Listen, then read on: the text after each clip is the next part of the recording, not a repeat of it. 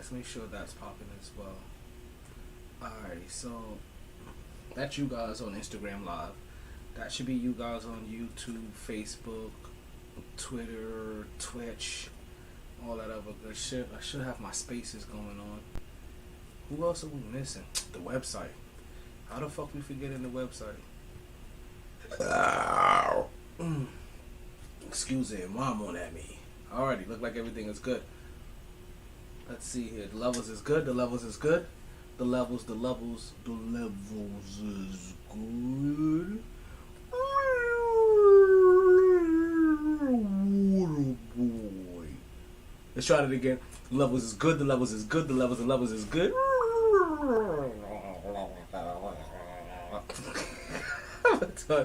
Waterway. Play my intro so we can start the show.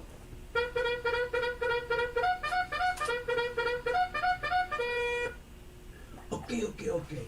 Big Sturkin. wanna hear some hot takes? Sturkin. Let's see how it go. You know something about podcasts? Hell, dígame. Get me on one, man. I got these 3 drunk uncles with a sports podcast. They say they got fire takes, pure fuego. You find them wherever you listen to podcasts at. If it's what they say it is, you like and you subscribe. Listen, like, and subscribe, yeah. You know how to call into the show? Yeah, man, do the Podbeaner. You'll need headphones with a mic to call in. That's no problem, man. They'll also be at Sharky's, 8:07 p.m. on the first Wednesdays of the month. You may get some free Blue Chew. And they keep receipts or so. If anything happens in the sports world, MyT's gonna drop a take faster than a rabbit gets fucked. There's only 3 things I have in this world. My word, my dogs, and this podcast. And I don't break them for nobody. MyT Sports Season 7. Let's go ahead and raise these curtains up today.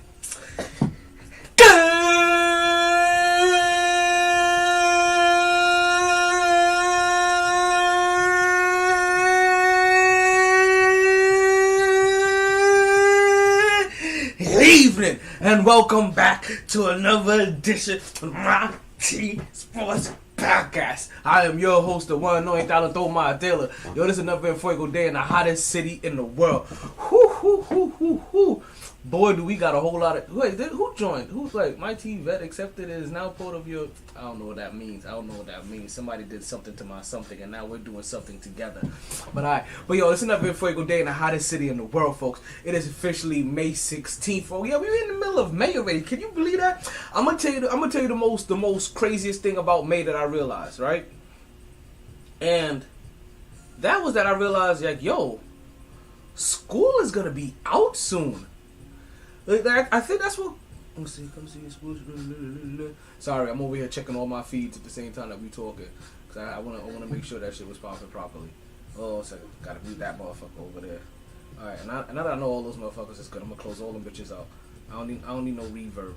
You don't need no kind of reverbs whatsoever. Did I hear somebody join in, or was that just me reverbing? That was definitely me reverbing. All right, folks, we got another Fuego day in the hottest city in the world, folks, on the hottest podcast in Broward, Florida. Yes, folks, the #1 podcast in South Florida right now, folks. And boy, do we have a big show for you going on today. I'm gonna do my little bit of multitasking for you guys today. I'm gonna try to play a game of Monopoly. I ain't gonna lie. I'm gonna try to play a game of Monopoly while we have the podcast. Let's see if I get lucky, get people to join, or if I even get a chance to win. I'm only trying to find a way for other people to hear the podcast in a different conventional method. Right? That's only like I'm kind of baiting them. I should go on 2K and just go sit in that lobby right there and just chill right there, but I ain't gonna do that, right? I'm not gonna do that right now. We're gonna make sure that we get into the big show for you guys, right? I'm talking about we have so much happened this weekend. I don't even know if I can get it all out in a 2, 3, 1 hour, however long of a show that we're gonna have today, right? Which I think you guys are very well aware that is most likely gonna be a nice little 2 to 3 hour show. It's just a Monday. And the weekend has been crazy. We're talking about the weekend has been crazier than a guy named The Weeknd and his videos. Right? like we've had a finals kind of weekend, right? Even though this wasn't the NBA finals or the hockey or the NHL finals, right? There was definitely some finite shit that was determined over the weekend, right? We're gonna talk about that a little bit later. We're gonna get into the charges on Rondo that is out there lurking, right? Folks, based off what happened this weekend, we will have new NBA champions. That is a fact. Also, another fact. ESPN woke up this morning and they chose violence. If you haven't heard yet, we'll go ahead and talk about that a little bit later. I got a Blue Chew code again this week for you guys. We're gonna get into that.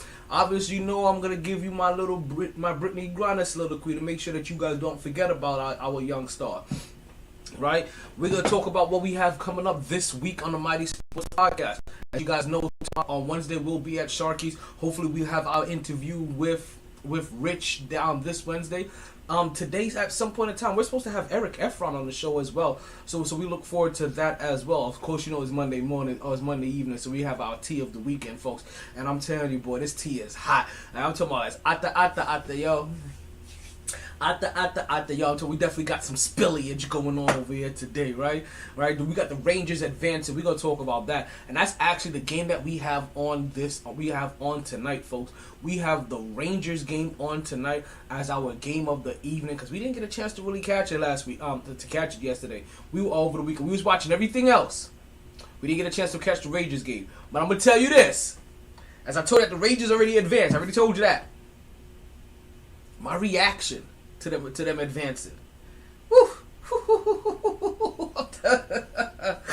Oh man. We're gonna talk about Phoenix getting sunned, the Bucks get shot down. We have the NFL schedule that was just released.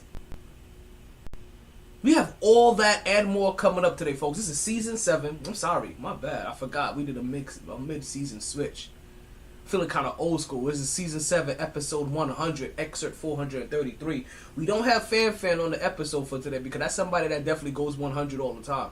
We were trying to get him on the show, but we don't got him today. Hopefully he's listening. He's on another podcast today. So hopefully he comes back and listens to this podcast and we can guilt him into coming onto the podcast like, damn, he talking about me. Yeah, it looked like long time friend. Like, yo, we known each other for like 15 years now. We done broke bread together. You know what I mean? Like, and now we're trying to break the media together. You know what I mean? Things don't stop. Hustlers always keep finding a way to hustle. And people with a natural gift of gab is going to find a way to gab, folks. And we're here to gab with you today for the next 3 hours. It is officially May 16th. They said we was going to have highs of 87, lows of 70. It's been scattered showers all day today, folks. But you know what we say here, folks. Regardless of the time. I know some of you guys are like, yo, you're supposed to start at 8:07. It's 9:37. What happened? Regardless of the time. Take that. Get that Jimmy Butler.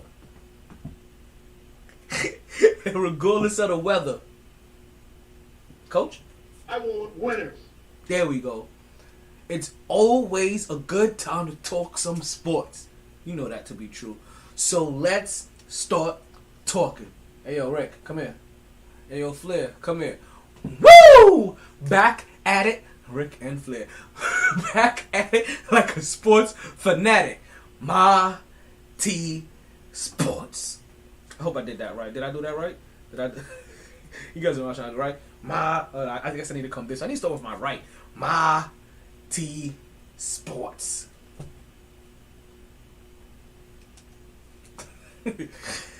Oh man.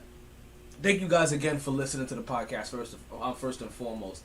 However you guys may be listening, if you're catching the show live, I appreciate you guys. I really do appreciate you guys because it's an interaction with you guys that really makes the podcast so much worthwhile.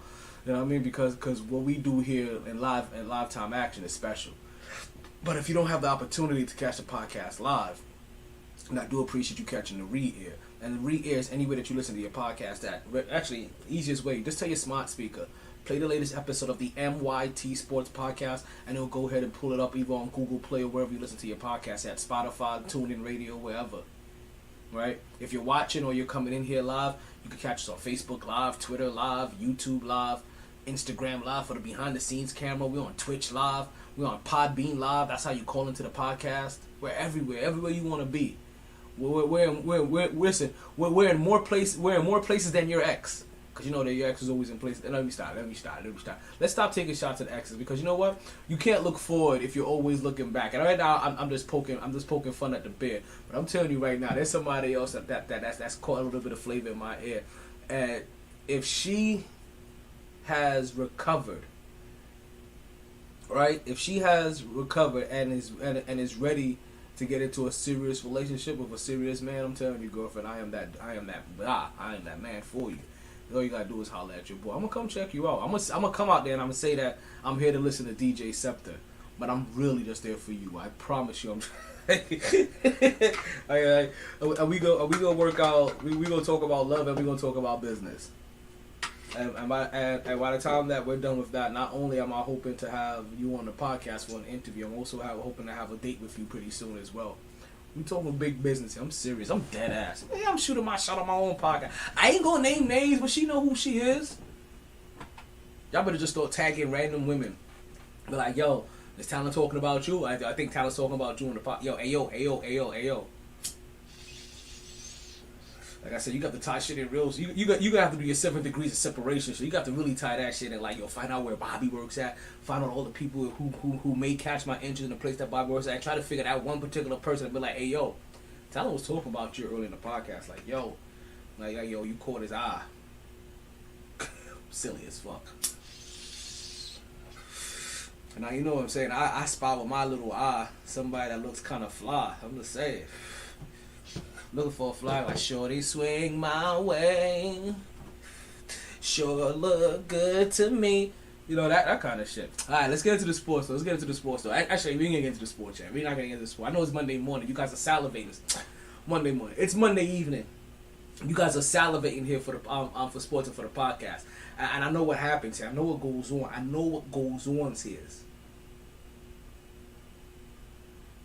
But before we start the podcast, you guys know what happens. We start off every single show with a little birthday celebration. And what we like to do is that we like to give a little birthday shout out to everybody that's had a birthday since the last time that we were on the air. So for this edition, it's going to include everybody that had a birthday on the 14th, the 15th, and on the 16th. So let's go ahead and get them ready. Let's go ahead and drop that beat. DJ MyT, you ready? Good. Let's go ahead and drop that beat, and let's go ahead and start this birthday party. Yeah, I like that. You like that? You like that? You like that? Yeah, cause yeah, it's your birthday. We said it's your birthday. Check it, yeah. Check it, yeah. Because it's your birthday, we sing happy birthday. Check it, yeah. Check it, yeah. Did you guys catch that? You guys caught that? Oh shoot, Rangers came out early. They scored a goal in like the first 3 minutes of the game. And that's something that you wanted to, I ain't gonna lie, right? As I pause in the birthday celebration, right? It's something that I wanted to see, right? As I'm watching this game, and the New York Rangers have been coming back from a deficit. As a lot of these teams that played in a Game 7 today, that they were the teams that were coming down and catching back up in their series, in a series that a lot of teams have, a series where a lot of individuals had wrote them off already based off of the early hole that they had dug themselves into. But the Rangers, like a lot of the teams that we're going to talk about today, they found the will to win and come out. And what you want to see is what kind of desperation, what kind of energy, what kind of spark, what kind of vigor. You know what I mean? Like how are you gonna come out to start the game? Because one team may be coming out in full desperation mode, and we may use a lot of ESPN references today, right? Because we're gonna talk about ESPN today, because ESPN woke up today and they chose violence, and we're gonna talk about their violent nature today.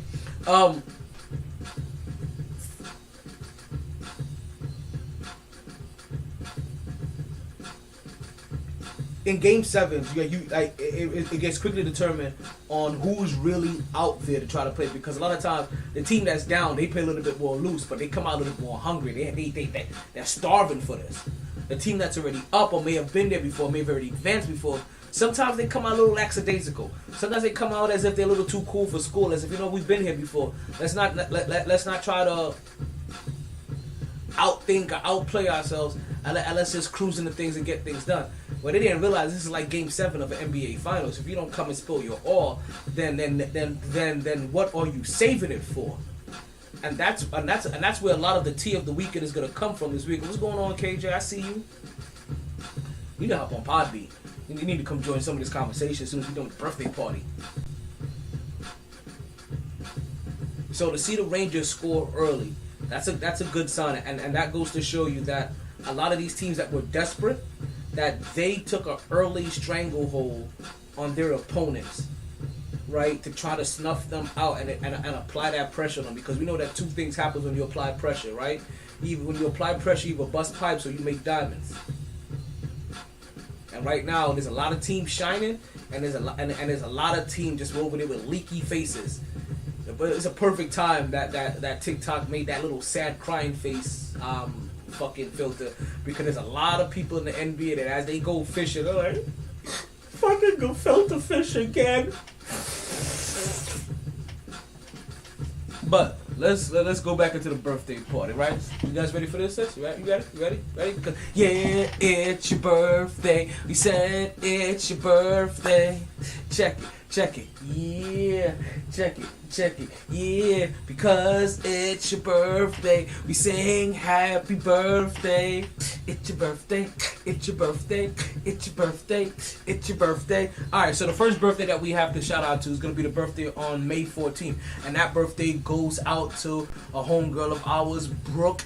Homegirl of mine and a homegirl of the podcast, Brooke Helm. So happy birthday to Brooke Helm.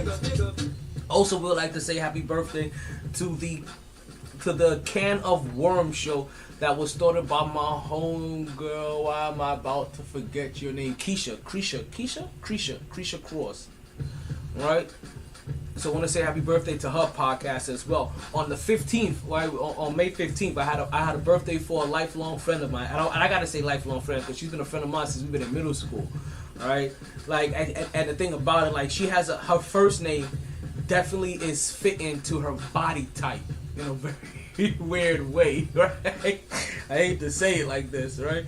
Like, you're gonna hate me for this, but I love you too, though. Like, you my dog forever, right? Like, her name is Lourdes Castro, right? Lourdes Lopez. I'm sorry, my apologies, and rest in peace to your late husband as well too. Forget about that. But like, if for somebody like me that has that deals in wordplay, the name Lourdes sounds like Lord Ass, right? And she definitely did have like a very nice shaped culo, like it was kind of grande, like it was bang bang bang bang, you get it with that bing bong and it'll bounce back with that ping pong. You know what I'm saying? I'm just saying like. I'm getting sidetracked. Happy birthday to Lourdes Lopez, right? And then also I want to say happy birthday to the little cuz Barbara Mejia, right? So to Brooke and to the Can of Worms and to Lourdes and to Barbara, we want to wish you all a happy birthday. We hope you party hard. We hope you enjoy everything. More importantly, hope you regret nothing and hope you continue to stay MyT. Check it. Yeah. Alright. Hey, DJ MyT, do me a favor. Go ahead and cut the beat. Alright. Let's go ahead and get into the podcast for today, right? Because boy, did we have a weekend. We had a weekend full of sevens. Like it's supposed to say like normally you have a weekend with your day ones. But when you're a sports fan, you hope to have a weekend full of sevens with your day ones. And it was definitely a weekend full of sevens. Hold on a second. Let me get a little serious. I gotta make sure the vocals is right for this next chapter.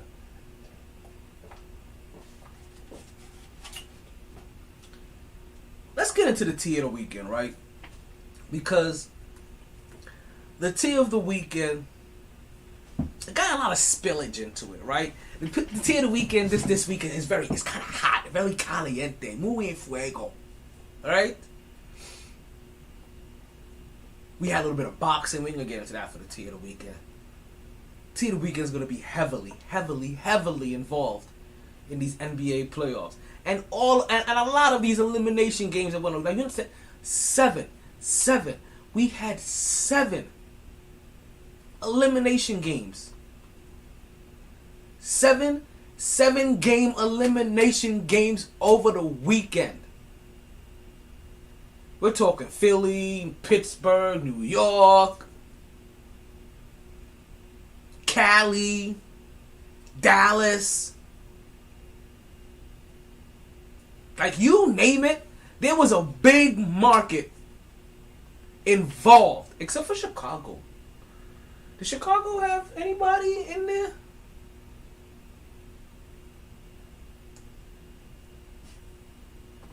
But think about that, right? Like, your three biggest markets, New York, Cali, and Dallas, and Texas, all involved in a Game 7. Then let's throw in Pittsburgh, right? Pennsylvania. Let's sprinkle that in there. And then for shits and giggles, let's throw in Milwaukee a little bit in there. Let's throw in Arizona in there.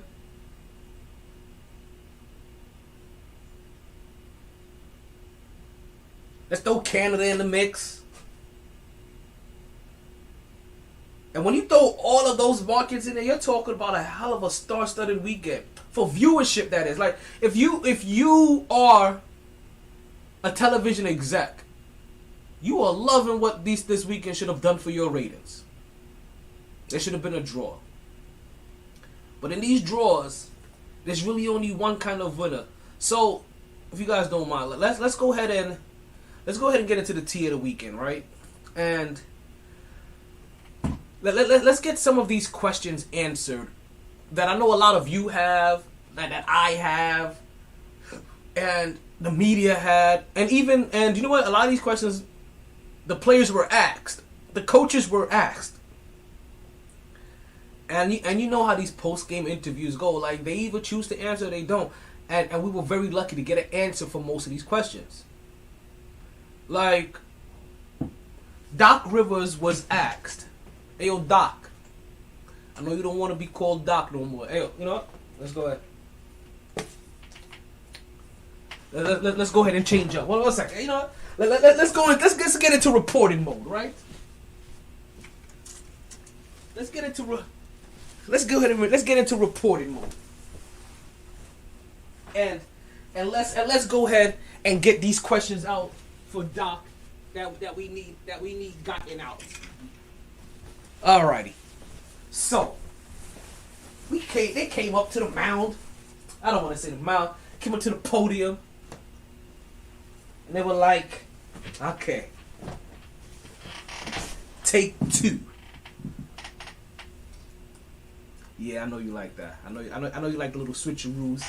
I know you guys like that. Come on down to Podbean. I know you guys see the link on the bio and you see the link in the comments. You guys come down to Podbean if you want to join the conversation. I see a lot of you guys are commenting on all of the individual platforms, but I'm telling you guys right now, the number one, I ain't gonna say it's the only one I pay attention to, but number one I like to pay attention to Podbean one, because that's where you guys can call them from. But I do see your questions everywhere, and we will hopefully we can get them addressed. Now, they went to Doc and they were like, Doc, ready for this? Doc. Okay. So, would you say, Doc, that James Harden's lackluster performance is the reason why you guys lost this game? I'm not going to make this a referendum on James, okay? I'm sorry, Doc. Let's turn that up a little bit, right? Let's get that again from Doc. I don't know if everybody heard you, but is it James' fault? I'm not going to make this a referendum on James, okay? So you're not going to make that a referendum on James? Okay. So then, if this is not a referendum on James, then whose fault was this? Right? Like, that's what I want to know. Like, who lost this game for you guys? I lost, Joel lost, James, we all lost. So you're saying the blame is kind of on everybody, that everybody lost this game then, Doc? Is that what you're saying? I lost, Joel lost, James, we all lost. Okay, fair enough. So this loss is on everybody. And so that means that James Harden didn't play well. That means you didn't coach well. And even that means Joel Embiid, who we thought, played pretty decently, and was possibly should have won MVP, right? We thought he played well too, but let me say this is something that's on everybody.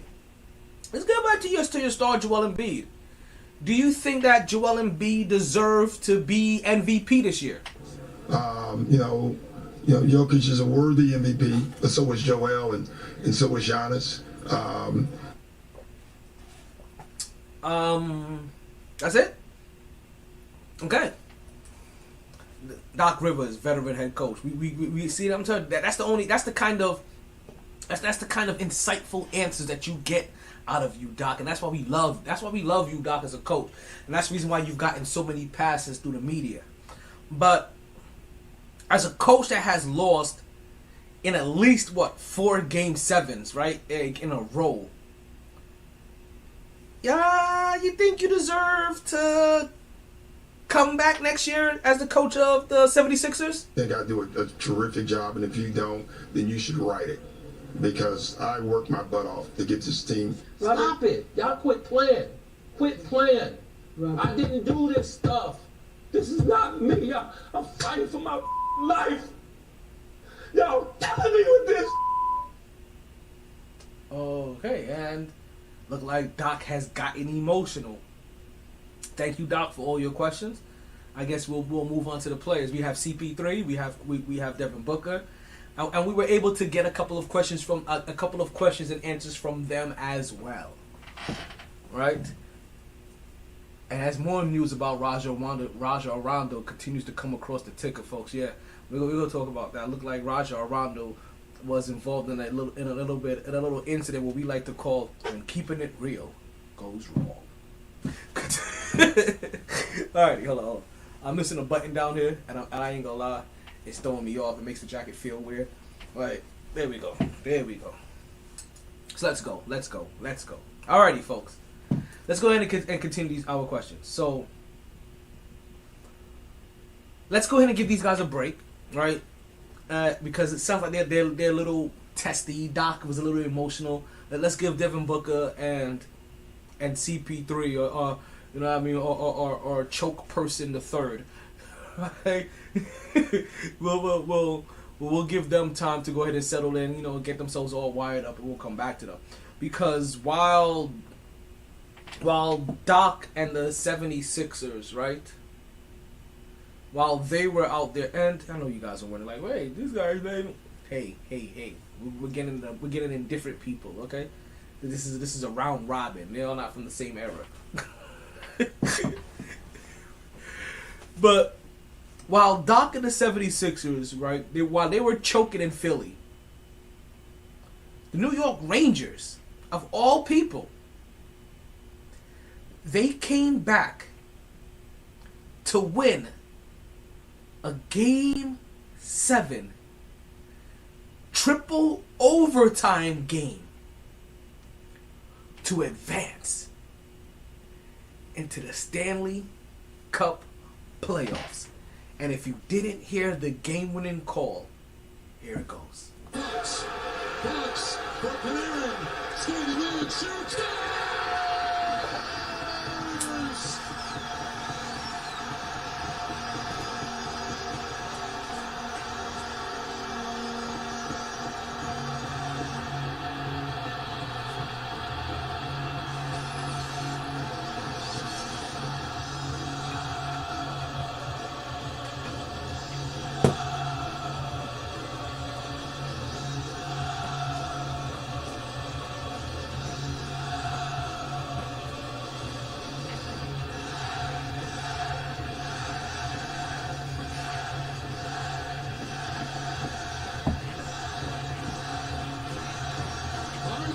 Panarin, the hero in Game 7, with the curtain call of the series for the Rangers, and New York is going to Carolina. You heard that? New York is going to Carolina. We gonna make them sing those Carolina blues. Bigger. For real. Like we ain't scared of them. Like I'm telling you, like we're trying to get up in there, and we're trying to get that W. Listen, what I really want more than anything else right now is not just the New York Rangers in the Stanley Cup Finals, but I also want the New York Yankees and the New York Mets to both make it to the World Series. I need to see another I need to see another Subway Series. So Can you dig it, sucker? that's just how things go down in the field. So that was the call for the Rangers game, as the Rangers end up winning in triple overtime, which is shocking too, because like I said, they came out, they scored early. Here we are, about 8 minutes left into the first period, and the score is still 1-0 Rangers. So look, we have CP3 and we have Buck all snuggled up and all cozy and shit. Sorry, you guys were looking too cozy. Had to break the monotony, right? So we'll start off with you, CP3, Christopher Paul at this point in time.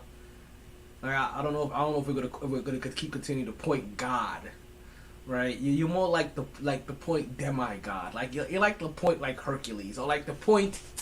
What was that guy? Achilles. You're like the point Achilles. Like that's who you are. Like you're really like you're good, but you have a weakness in your Achilles. And when things really get going, they're like I sound like Peter Griffin every time he stubs his goddamn knee, right? But CP3, we have a question for you. How does it feel to fail this city as well? We play all season to be in this situation and it didn't work out for us. That's it? Okay. Insightful thought from your point God, your point demigod, your point Achilles. Now, let's go ahead and switch over to you, Book. All right? When CP3 came into the locker room today, right? Or came into the locker room, came into the locker room earlier today. Yeah. And he was with his entourage. He comes to the locker room and he pulls down his pants. Follow me here. He pulls down his pants. And he says to you guys, this is how I'm gonna fuck you guys today. What was your first thought, Book? You know, that's the biggest thing. Interesting. And how did it feel after it was all said and done? And, it hurts. Okay. So what you're saying, if I got that correct, when he first said he was gonna fuck you guys, your first thought was, that's the biggest thing. And then when he was done, it was, And, it hurts. I understood. You don't have to say anymore. All right, you understand? Like if you're not used to butt sex, then, whew. So, back to you, Book. How easy was it, right, for the other team to not make you look like Kobe? They followed their game plan. They did a good job of getting the ball out of my hands and trapping, every action I was in. So, I've always said I'm not the person that's going to go out there and, try to shoot over 8 people. Miss shots early, missed a few open ones that I got, and, that was it. Okay.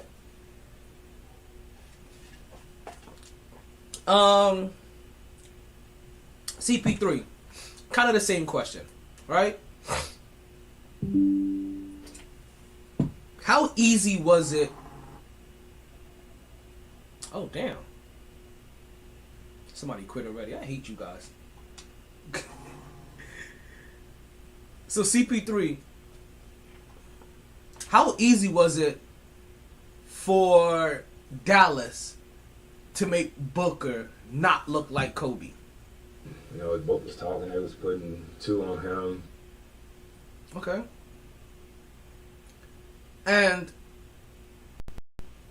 when you said that you were gonna fuck your team out of a W, like what did you mean? You know, Book was talking, they was putting 2 on him. Okay. Understood. You know what? I think we're good here. Right? I think we're good here. But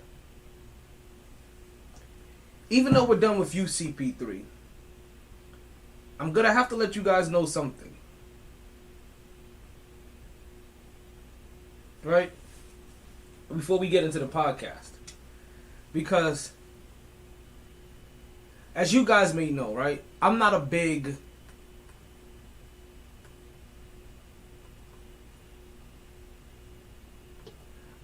Rat Beverly fan, right? I think most people in this know this by me by now. And Rat Beverly is somebody that I call Patrick Beverly, right?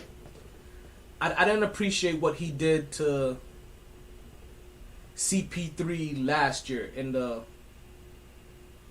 playoffs, right? After they got eliminated.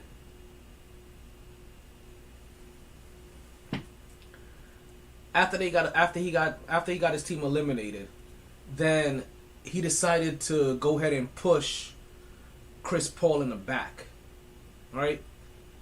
And you know, it's one of those things where he caused them whiplash, and it was nothing that was aggravated. It was nothing that was intentional. I mean that started this. It was just that he decided that, you know what, that I don't like how things have gotten. Oh, wait a minute. Did I change the name on that? I don't like the fact that we just lost this game.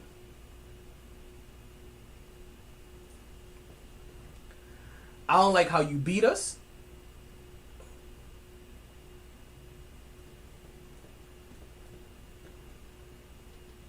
And he just pulled what we still call to this day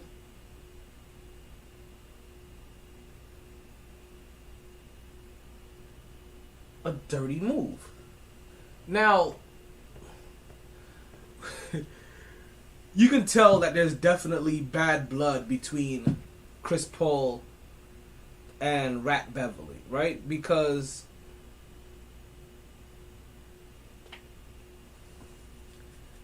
even when they're not playing, you can very clearly see that there's still animosity between the Rat and Christopher.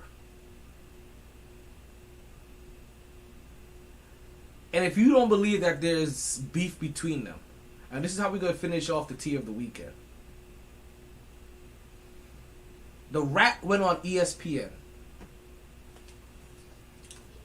And he started off a certain portion of his little soliloquy, right, or answering a question.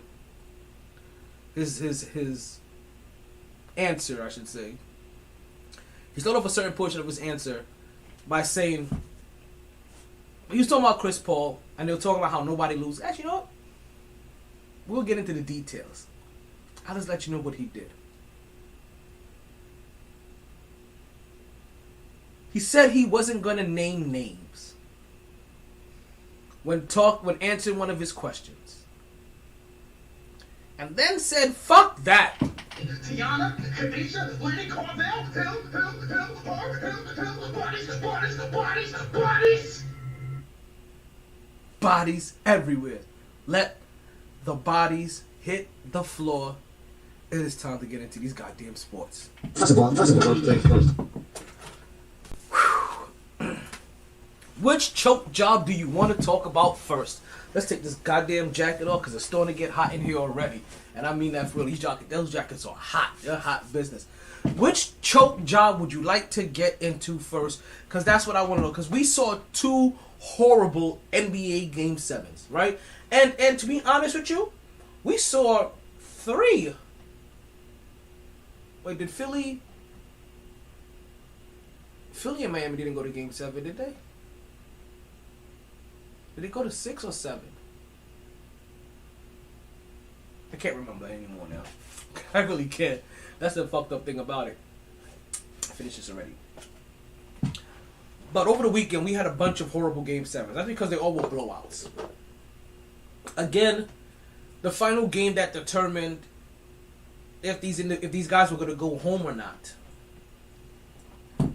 was not their best performance. We didn't get a lot of back and forth games. We didn't get a lot of close games. We didn't get a lot of wire to wire games. What we got were, as Devin Booker calls it, professional ass whoopings. You know, as Devin Booker, you know, would describe it. You know, it hurts. That's the biggest thing. Like, that's his response about being fucked by the Chris Paul's curse. So let's start there. Because I think that's the juicier one, to be honest with you. And that's the one that gets us right into the rat. As he takes shots at as he takes shots at CP3 all over the place. But, we had Dallas take on Phoenix. Dallas beat Phoenix 123-90. Luka Doncic had as many points in the first half as Phoenix had in the first half total. This was a destruction, like we talking about like Bob Marley war. When me say war, until everything is destroyed.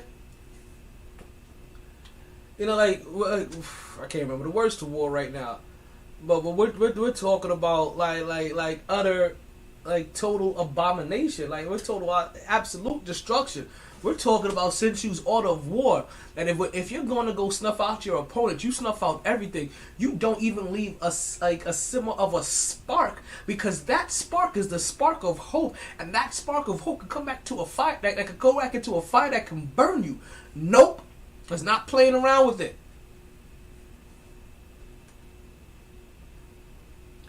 You understand? Like the only guys that really realize that, you know what? We don't want to play with any one of these teams and play with them for a game 7. And that was Stephen Curry and the Golden State Warriors. Like, when it came down to seeing if, like, yo, you want to go 7 games with Memphis? Stephen was like, nope.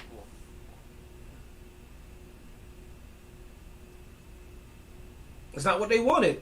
They didn't want that chance. Because you see what that chance led to. In both incidences, right? The teams that, all three, as if you was watching the Rangers game, the teams that won were the underdogs, were the teams that the odd makers thought did not have the chance. And that is the scary part when it comes to Chris Paul. Because when you're playing a Chris Paul team and they're up and it looks like you have no chance because it's a Chris Paul led team. So you're telling me there's a chance? The Rat went on national television and he said the same thing. He came out there and said nobody fears Chris Paul. At least at this stage in his career, I guess, right? I'm assuming there was a stage in his career people feared Chris Paul. Right? Maybe. But nobody fears Chris Paul. Not my words. The Rat's words. That nobody is up at night, or nobody is losing sleep over guarding Chris Paul. Nobody is going to bed early and saying, hey, I need all the rest I can get. I need to be as sharp as I can be. I need to be on my P's and Q's because I'm gonna be playing against Chris Paul. He said, no, you know what? I go into Phoenix. People coming to Phoenix or LA or New Orleans or Oklahoma City, and they go out that night. They have a nice little party. They go hit up a winery. They go ahead and get their wits about it and sweat everything out during the pregame and get themselves right for the game. His words, not mine. He said, but when you play Steph, you going to Silicon Valley, you going to Golden State? Oh no, you go to bed that night before. You go to bed at 8 o'clock the night before. You make sure you get all the rest that you can possibly get. You ain't hanging out with friends, you ain't hanging out with family, you ain't fucking your girl. You're not trying to waste those legs power, that leg power. And again, let me also describe this to you, some of you guys, right? That extra leg power that they be talking about, that's more for you guys that really ain't in shape. If you're in shape and you're fucking on a regular, you're already using all those muscles. You're not really exhausting anything that you haven't been using. For you people that haven't fucked in a while, right? You thinking like, oh, what would happen? How would I feel if I would have just think about fucking the night before a match? Like, oh, I might be sore because you haven't been fucking for forever. I'm just saying. Like, it ain't a cardio problem. It's a fucking problem. And you know what 2 Chainz said? I love bad bitches. I got a fucking problem. Like to eat pussy. I got a fucking problem.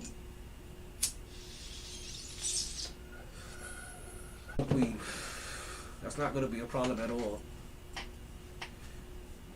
You hear me, ND? Little crumbs all over the place. Alright, let's get back into it. Dallas whoops the ass of Phoenix, and it's crazy because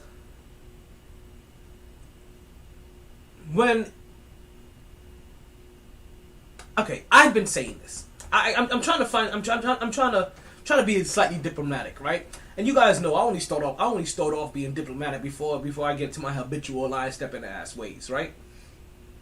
But when watching Chris Paul perform in the playoffs, it's almost like watching a NASCAR race. You're watching for the entertainment, but you're really just waiting for the crash. That's what watching Chris Paul is like in the playoffs. Like, you're watching him for the entertainment, like, oh my God, look what he did. Carried his team. Two of the first straight games of the series. And in the other 5 games, he has 18 points and 18 turnovers. Or 18 field goal attempts and 18 turnovers.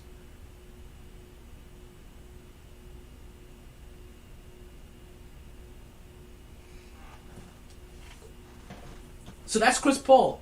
And what I've been saying, right, this whole entire time that he's been in the playoffs is that we're just waiting for that shoe to fall off the other foot, right? We're just waiting for the moment that Chris Paul's MO is that we're going to get you to your peak moment of euphoria.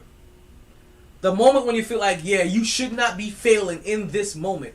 The odds are in your favor. And then, something happens. You come up short. Can't reach the top shelf. The arms are too short to box with real basketball gods. See, that's the thing about Chris Paul and the name like point guard, right?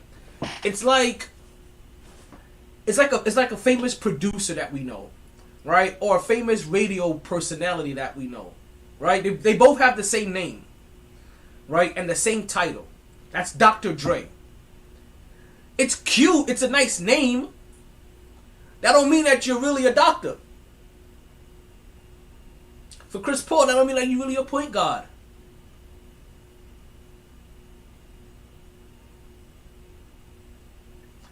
You know, it's funny because like when I hear about some of the names that they compare him to, and some of the names that they're willing to put him ahead sometimes, and I'm just not there. Like to be honest with you, I'm just not there with some of the names. Like they mentioned, if he would have won this championship, they would have put him against ahead of Jason Kidd.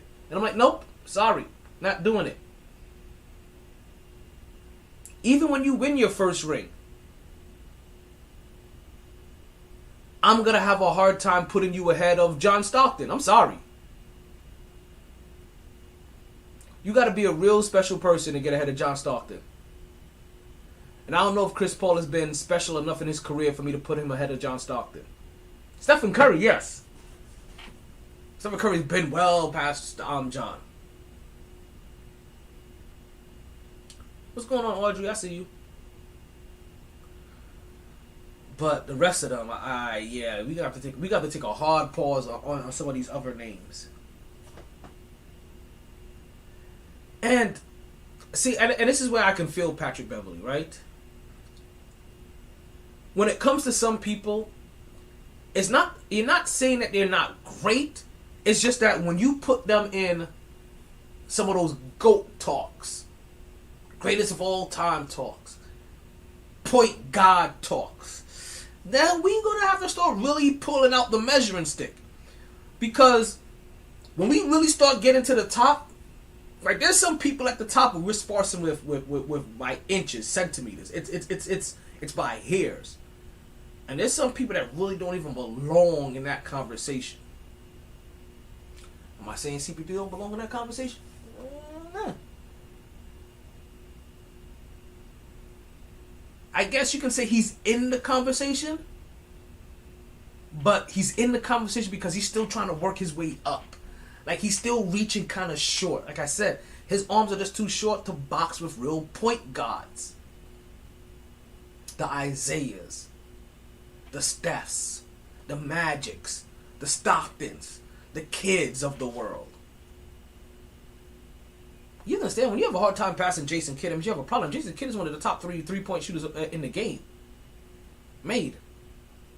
I forgot what his percentage ended up being at after they said that he couldn't shoot three-pointers in the beginning of his career. And as we talk about Jason Kidd, right, it's funny that I don't and when I say funny, I say funny meaning that it's ironic. Isn't it ironic? Right? That even more so that you get Jason Kidd not only out coaching Monty Williams, but out thinking from a point guard standpoint CP3 as well. Not Chris Paul,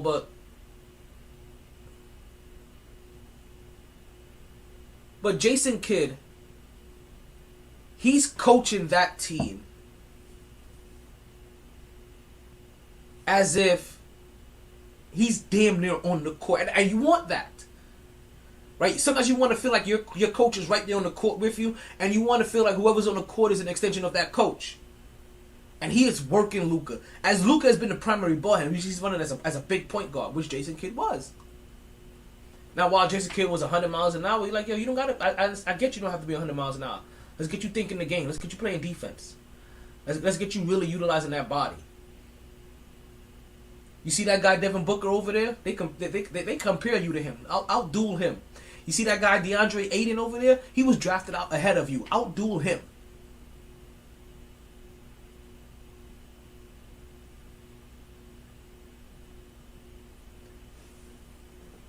You can see after game 2, Dallas and the rest of this team took this matchup personally. And you have to be careful sometimes when you're trolling your opponents. Because if nobody fears you, right? And fear in the way okay, let's take out the word fear. If nobody respects you enough to give you their full attention and their full level of preparation, and when you taunt them, all you've done is woken them up. You force them to focus. You force them to lock in on you. And now that they're locked in on you, now you have to start answering the bell because you were up 2-0. then that pressure starts to come, and they start. See, Dallas is getting lucky. Dallas should have never gotten out that first round. Remember, they stole games without Luka. You guys forget, Luka's doing this. He's also coming off of an injury.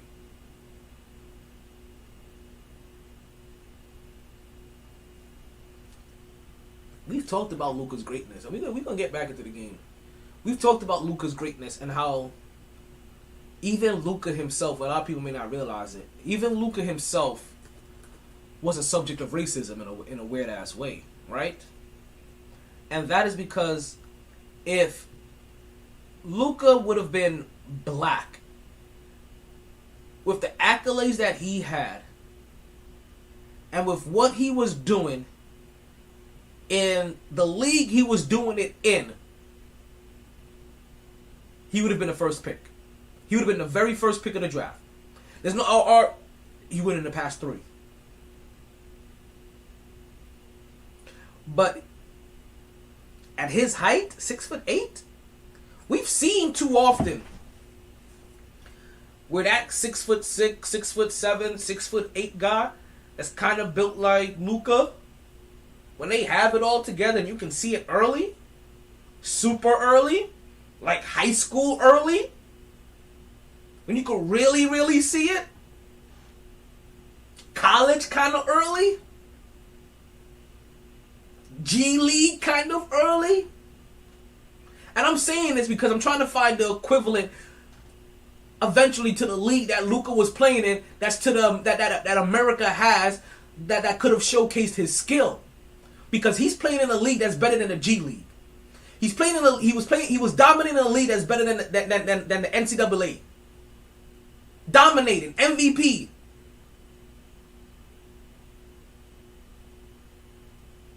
Most valuable pen.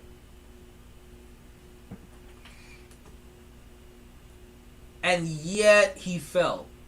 And yet here he is. Here he is. Beating the point Achilles. Right? Beating the guy that was taunting him in Devin Booker. Because everybody can talk shit when they're up, right? Front runners is what they call them.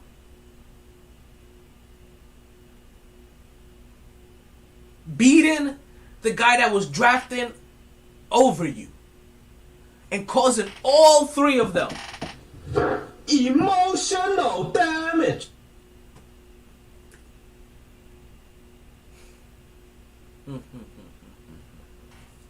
This is a hell of a game.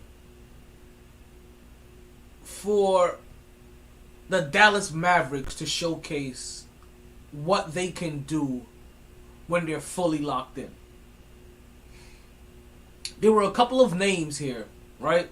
And it's weird, right, when it comes to Dallas, because if you're a Knicks fan, the Dallas Mavericks are basically the Knicks of the South, right? They've had, as your head coach is former New York Knicks Jason Kidd, right? You have Reggie Bullock, who you brought in there as a defensive specialist that has guarded CP3 and helped wear him down, that has guarded Devin Booker that made him struggle, that has guarded every single individual that is a wing player. And the Knicks really do miss. They traded him for Evan Fournier.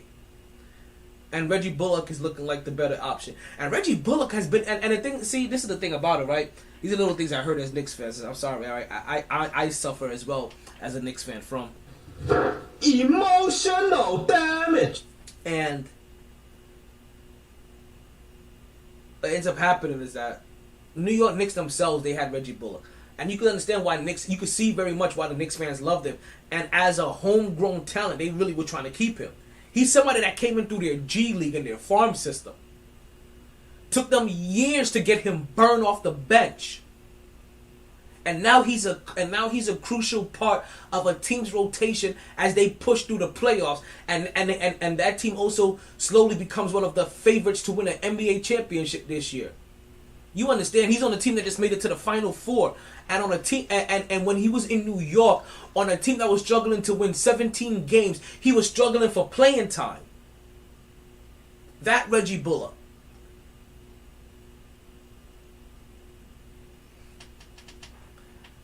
Then we saw the game before that. We saw Frank Ntilikina come in and do the same exact thing that Tom Thibodeau wanted him to do against Trae Young, but this time under Jason Kidd in this situation with Dallas, he comes out and does it better. Freddie Ntilikina came in the other game and pulled out like 4 steals.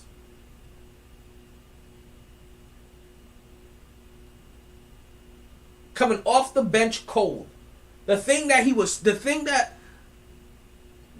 very thing that Tom Thibodeau was scrutinized for doing, because when he did it, it failed.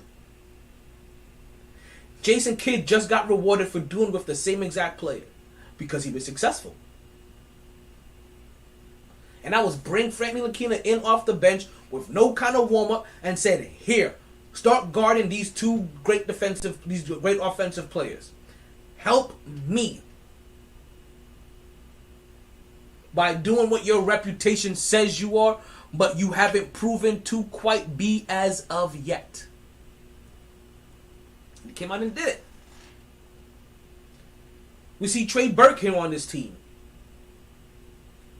There's a couple other people too. That's Frank Ntilikina. That's Trey Burke. That's Reggie Bullock. Frank Ntilikina, Trey Burke, Reggie Bullock. Right? They used to have Kristaps Porzingis. And they still have Spencer Dinwiddie. While he may not be a New York Knick, he's a Brooklyn Net. Again. So a lot of these players, right, that were putting in work for the Dallas Mavericks, the Knicks are aware of. New York is aware of. Basketball fans in the New York area know these names. Alicia Keys said, you don't know my... Yes, we do. And so when Spencer Dinwiddie comes up and he drops 30 off the bench, we're not surprised. We know what kind of player Spencer Dinwiddie is as a 6'6" point guard on this team. You understand? The point guards on this team thrive. Who's their coach? A point guard that thrived in this league. Jalen Brunson over here posting up Chris Paul like, hey, yo, you too small. When I think he's smaller than Paul. Taking him to work. New Orleans showed us last series what you need to do to beat Phoenix. See what happened with New Orleans? They just ran out of gas, or they just ran out of experience. They didn't have one guy that was experienced enough to be able to fully carry them. It was too early for Brandon Ingram. They needed something else. They needed Zion. If New Orleans had Zion, Phoenix is already home. This is a series between Phoenix and Dallas. If New Orleans had Zion, well, like Patrick Beverly said, if ifs were fish, we'll all be drunk. Let's not talk about the iffies.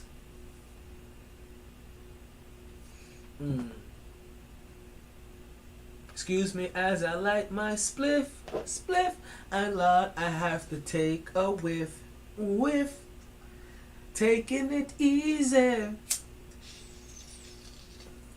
Taking it slow. So New Orleans showed a lot of this formula, right? And we saw this. Wear down Chris Paul. He's going to go off maybe the first couple of games in the series after he's got a little bit of rest or whatever. Or while you're still trying to figure him out. Pick him up 90 feet. Force him to have to dribble around you, be active, dribble through you. Use a dribble move, an extra 2 or 3 or 4 dribble moves that he wouldn't have to move by you pressing him. And then what happens? This is how in games 3, 4, 5, 6, and 7, Chris Paul has 18 turnovers and hasn't even made 18 shots. This is how you have more turnovers than points in some games.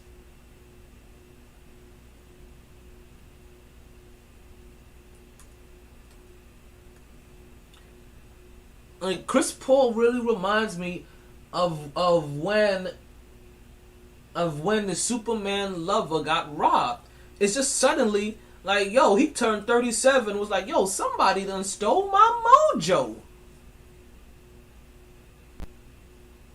And I don't know how much to put into like, yo, you turned 37 and shit just went downhill. But that's what they say about Father Time sometimes, right?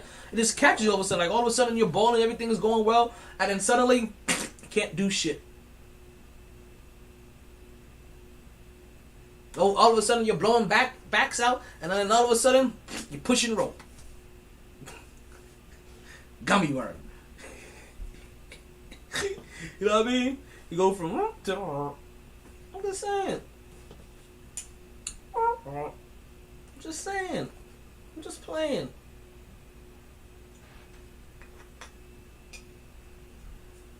So that Phoenix crumble is probably some of the worst crumbling we've seen. And the thing about it, we've seen some bad letdowns.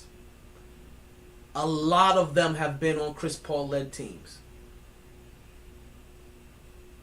In New Orleans, in LA, in Houston, and now in Phoenix.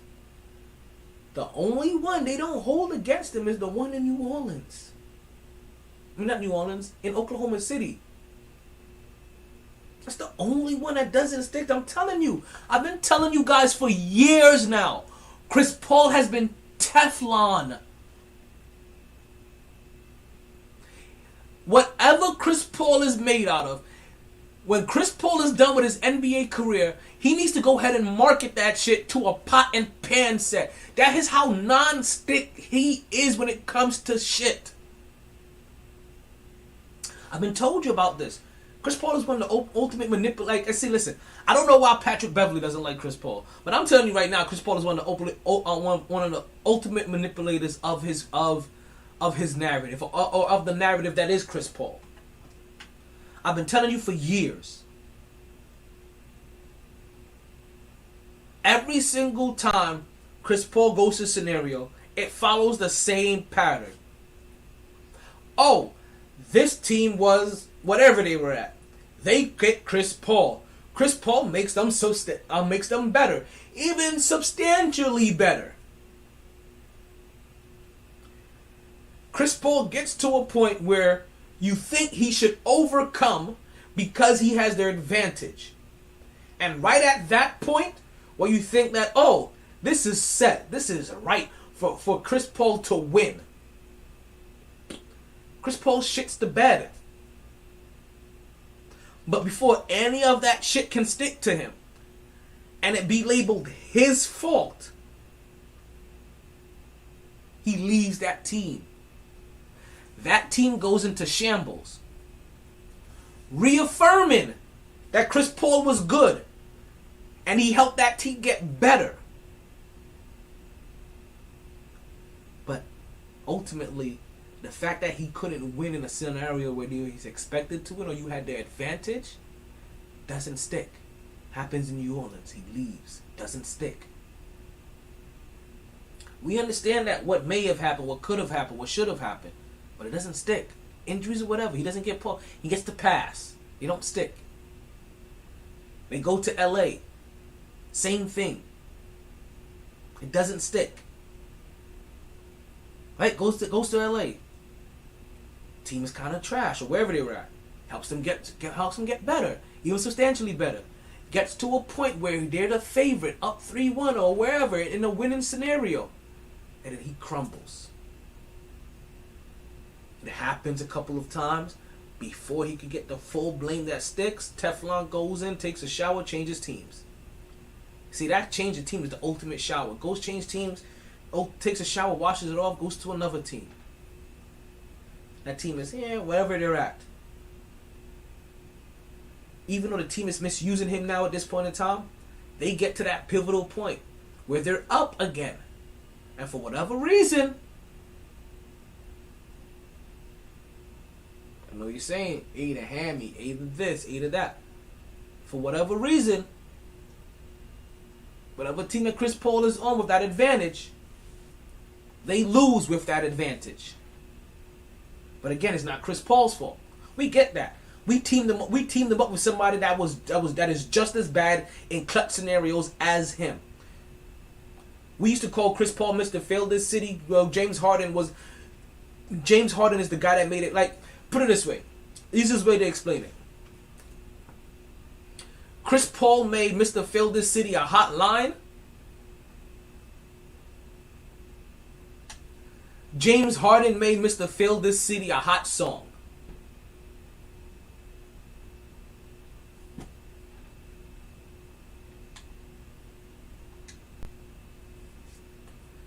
And that's the truth.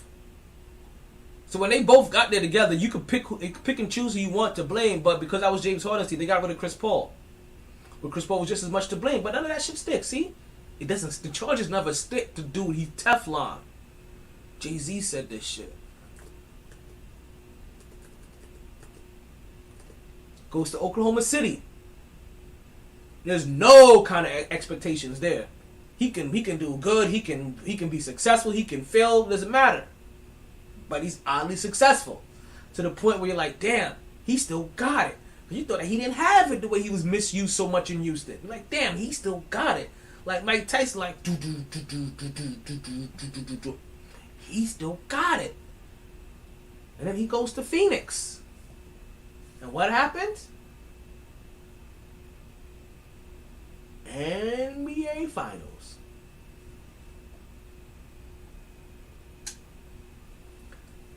And he fails again. And then they come back and they're like, we're going to run this back. Best record in the league. Best record in the league. Up 2-0. Up 3-1. I'm telling you, up 3-1 is starting to become starting to become nothing. Right? It's like, oh yeah, up 3-1. Anybody can do this. It's almost like I tell you, so many people are coming back from 3-1 deficits. It's almost making it like whatever LeBron James did with the Golden State Warriors look routine. Excuse me. What? Are we playing? I don't want to play auction.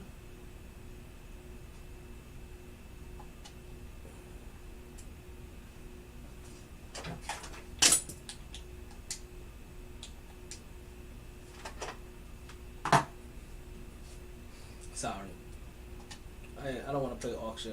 Somebody invite me to a Monopoly game, but that shit is in auction mode. I don't like auction mode. Like, fuck that.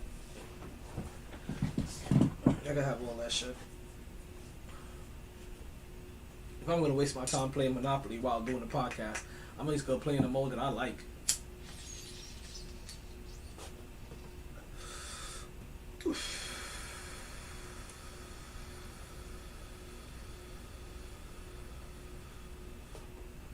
Let's see who's joined us on Spaces. Okay, I see you.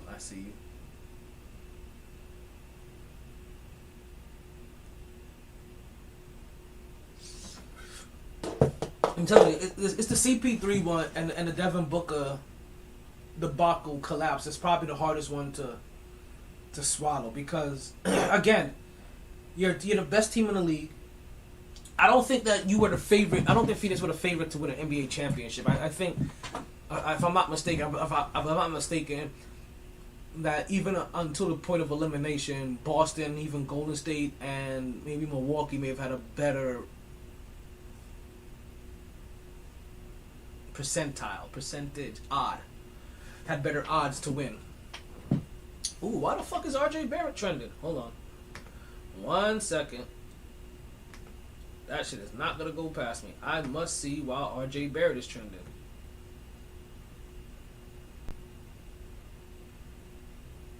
One RJ Barrett bucket for every RJ Barrett basket again. Oh, they're funny. These flamboyant celebrities go all out when it comes to tattoos. Okay. No. Why is RJ Barrett trending? Bleacher Report has lost their minds. What?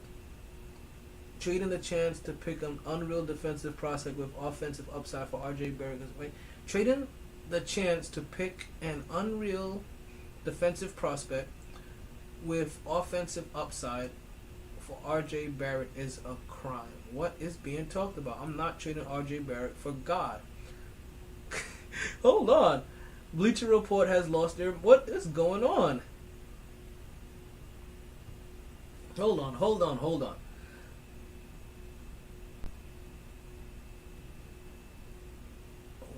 find what is going on here. What is Bleacher Report to the? Okay, the one that swapped Tyrese Halliburton for Demonis Sabonis, the one that hired Mike Brown for the Sacramento Kings are notoriously impatient. No one pick for the immediate. Let's see, the Kings have. Okay, this is rumors. But okay, so this is what they're talking about. Right, this is actually interesting. The Kings have a glaring hole in the wing, and they need a shooting across the roster to offset the lack of range shared by the top two offensive weapon, De'Aaron Fox and Sabonis. R.J. Barrett, the number 3 pick in 2019, shooting 40% from deep, and then adding layers his offensive game en route to a 20-point scoring average in this past season. He and Emmanuel quickly would give some. Okay, so whoa, Sacramento, a formidable wing combo alongside Fox. Whoa, is that enough to make the playoffs in the West? Probably not. Well, whoever the Kings might select, the number one might. Whoa. So they're proposing a trade. Yeah, I can see why everybody talking about they smoking crap. The Sacramento Kings would get R.J. Barrett, Emmanuel quickly, the 2022 first round pick, 2024 top 14 protected first round pick. The Knicks get Davion Mitchell. That's the wrong Mitchell.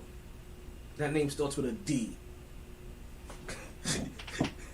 That's not even Devin. So we get Davion Mitchell, Richard Holmes, the number 1. Okay, we get the number 1 pick. And the number 1 pick. Yeah. Whoever the fuck wrote the Bleacher Report has absolutely lost their goddamn minds. This is why.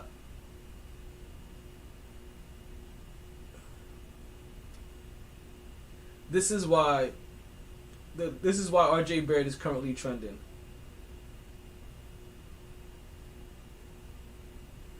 This is exactly why. Okay, new first round mock draft updated big ball profiles. Yeah, this is why. This is why R.J. Barrett is trending, because somebody from Bleacher Report included them in potential trade talks when it came to their draft day mock board. Jesus, it really must be somebody that that really has some clout, because they just drove the whole internet into a tizzy. Like, everybody is vexed in this bitch. Just like everybody in Phoenix should be vexed, because I don't know if you guys have realized this, right? But Monty Williams, DeAndre Ayton, Devin Booker, and Chris Paul. I just want to let you guys know that. But they are who we thought they were. Loser! You're a loser! Are you feeling sorry for yourself? Well, you should be, because you are dirt! You make me sick, you big baby! Baby want a bottle? A big dirt bottle? Failed this city! You have failed this city! You have failed this city! You could have just said he was nuts. You have failed this city! Tell you, it's a weird night when there's no sports on, right? The only thing that the only thing that I generally watch there is wrestling. I don't watch wrestling live.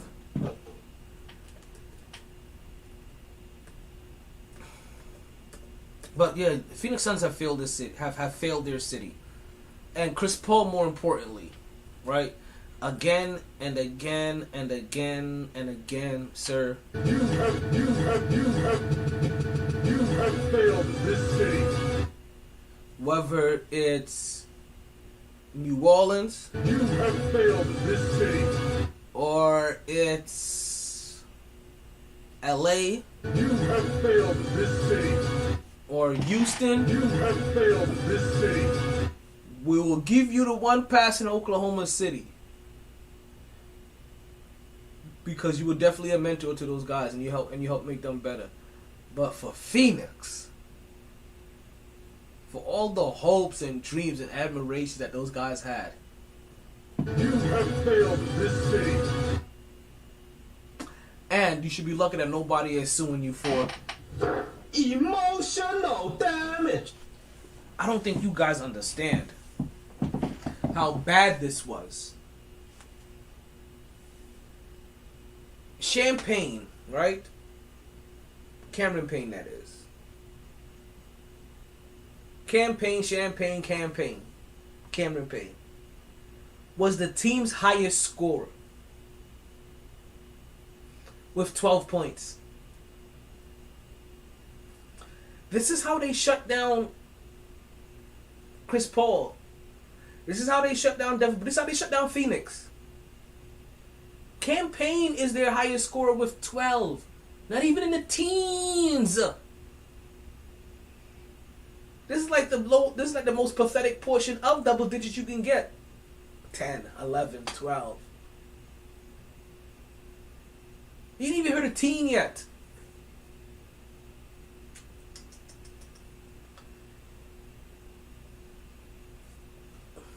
There's two things that I think that we can understand that we're put into rest here, right? Obviously, the Phoenix Suns are going to rest in peace. I think that used to be the original one, wasn't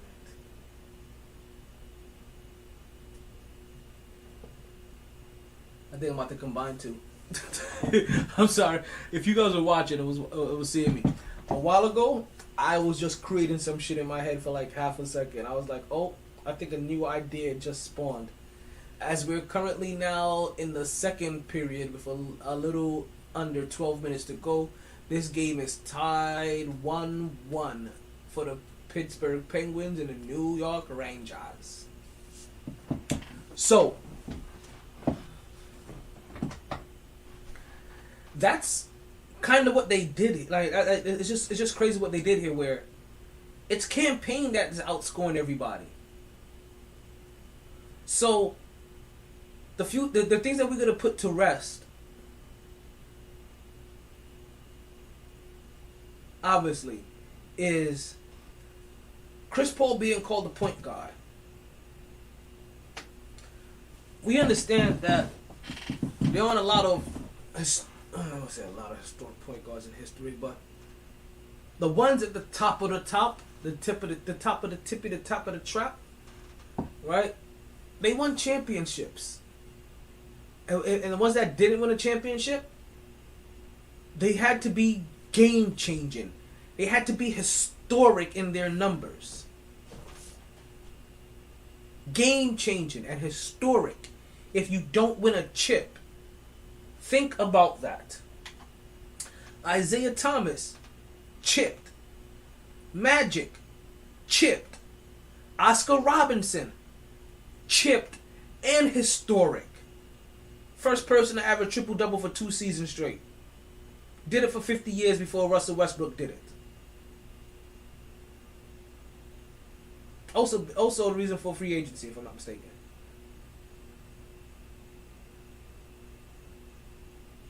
So we're talking about chipped and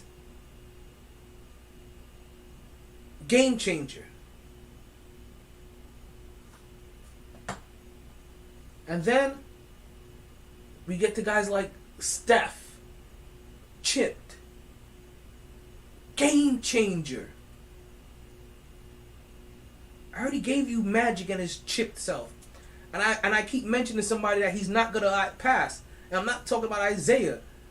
John Stockton, while not chipped, historic numbers, game changer.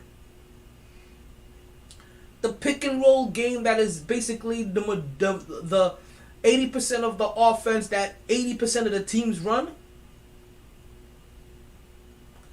he perfected with Karl Malone.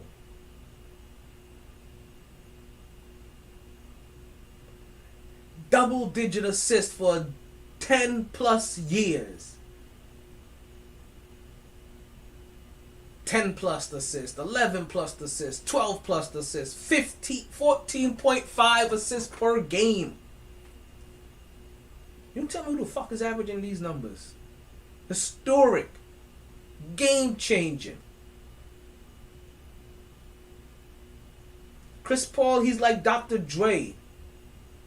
The name point guard is just a name alone. It's a cute name to give somebody, and it don't mean shit.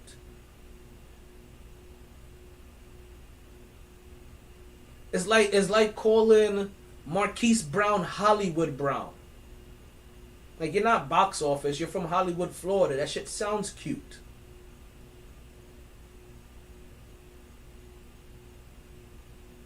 That's what CP3 is. He's a cute person.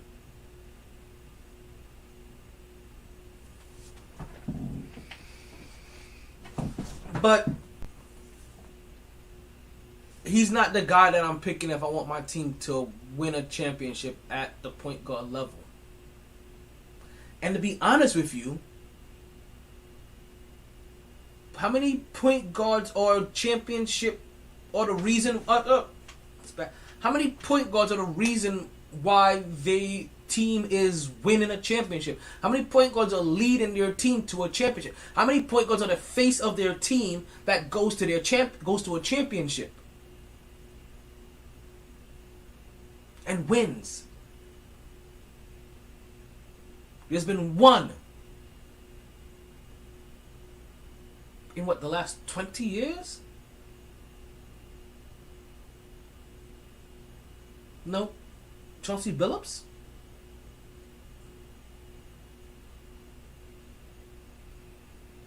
Now, if you want to ask me, maybe I put CP3 above Chauncey Billups. But that's maybe. Maybe. Call it recency bias. Call it delusion. You can even call it paranoia.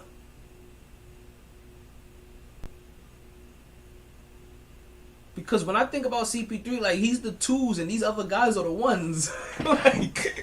No. But I feel that if CP3 and Chauncey Billups were starting at the same time, going through the same era, going through the NBA at the same time, that Chauncey Billups is cooking CP3.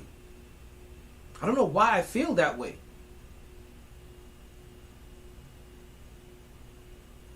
Maybe it's the chip.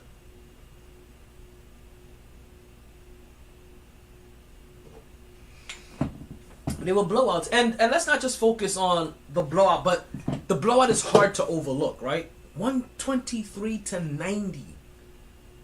At one point in time, this is a 45-point game. 45-point blowout. 46-point blowout.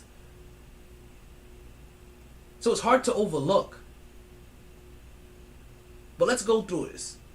The players that scored double-digit points for the Phoenix Suns. Leading all players off the bench, Cameron Johnson. 20 minutes. Second leading scorer, Devin Booker, with 11. 3 for 14. Tied for third. Wainwright off the bench with 10 points. And then Chris Paul, starter, 10 points. Wainwright, he only played 5 minutes. Chris Paul played 30.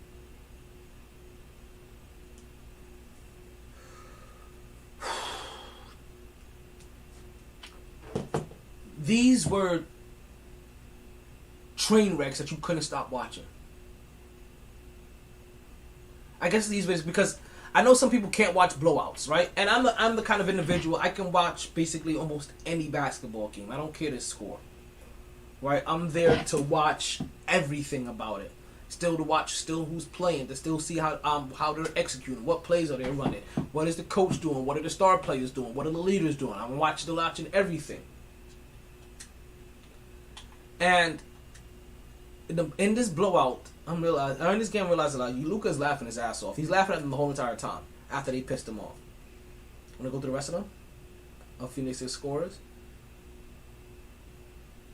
Kenneth Faried's son, Jay Crowder, 5 points. Miles Bridges, 6 points. DeAndre Ayton, number 1 pick in Luka's draft, 5 points, 17 points, sat down in the fourth. 17 minutes. Sat down in the fourth. Wainwright off the bench, 10. Craig off the bench, 2. JaVale McGee, 6 points off the bench. Bismack Biyombo came and scored a point. Alfred Payton. Damn, he's one of those people that make me sick every time I hear his name. Campaign. Sorry, it was Campaign. It was Cameron Johnson that had 12 points, not Campaign. My bad. I said it was Cameron. I said it was Campaign that had that. It was Cameron Johnson. Campaign 5 points. Holiday 6 points. Shamet 9 points. That's the Phoenix Suns for you, and they're 90 points. Meanwhile, Luka, 35. Jalen Brunson, 24. Off the dribble, off the shot, in the post, everywhere. But Luka, also 10 rebounds and 4 assists. And as I told you, Dinwiddie came off the bench and added 30. And that was basically it. But those are only 3 guys that you need right now, right? Those are your... People don't realize this in a very weird way. All 3 of these guys kind of play point guard position. But really all that means is that all of them can handle the ball, all of them can pass the ball, and all of them can score with the ball in their hands. Off the dribble. Or catch and shoot. Or set up other teammates and collapse the defense. And that's what these guys did. 15 shots for Dinwiddie, 19 shots for Luka, 19 shots for Jalen Brunson. You can't tell me that for Jason Kidd. This isn't by design. This is also by design to also seek out and destroy CP3 on every single pick and roll action so you can consistently wear his old ass out. I'm sorry, I know he's younger than me, but his old ass out. NBA old. And I feel like Chris Paul is older than me too. I feel like he's like 5 years older than me.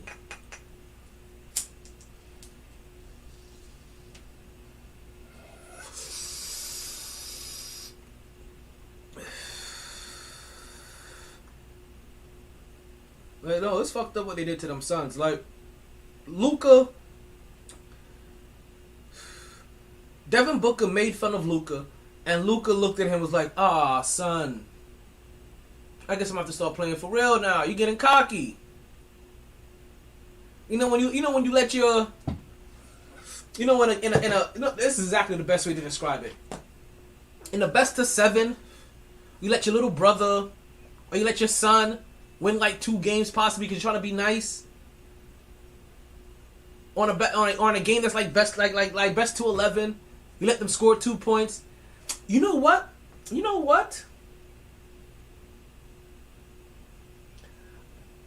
If you guys are heavy on the social media, I think there's a video that describes this the best. Where it's just this kid playing with his little brother, and the little brother's still like a toddler almost, like maybe only be like 3-4 years old, right?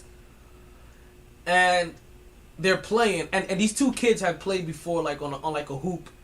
The very first clip of them was like on a hoop inside like their house, right, on like a door rim, and the little kid was cooking him, right? Was cooking the little brother.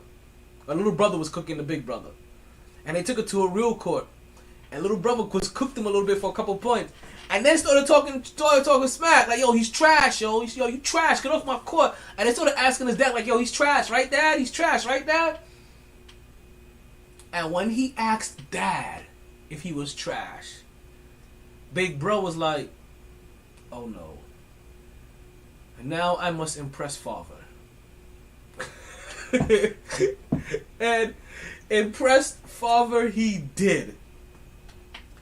Busted his little brother's ass, crossed him up so bad that his little brother fell a couple of times, scored on him. Little brother got mad, grabbed the ball, kicked it, and started crying. Oh, I just saw the Rangers score another goal.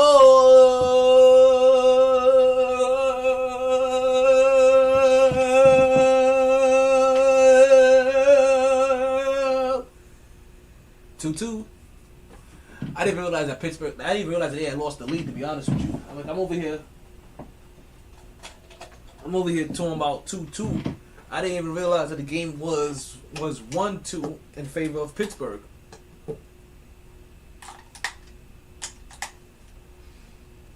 I'm telling you, like, this CP3 one, and I've been warning you, and that's a crazy thing. I feel like I've been warning you guys against this downfall, against this very same debacle almost the whole entire playoffs.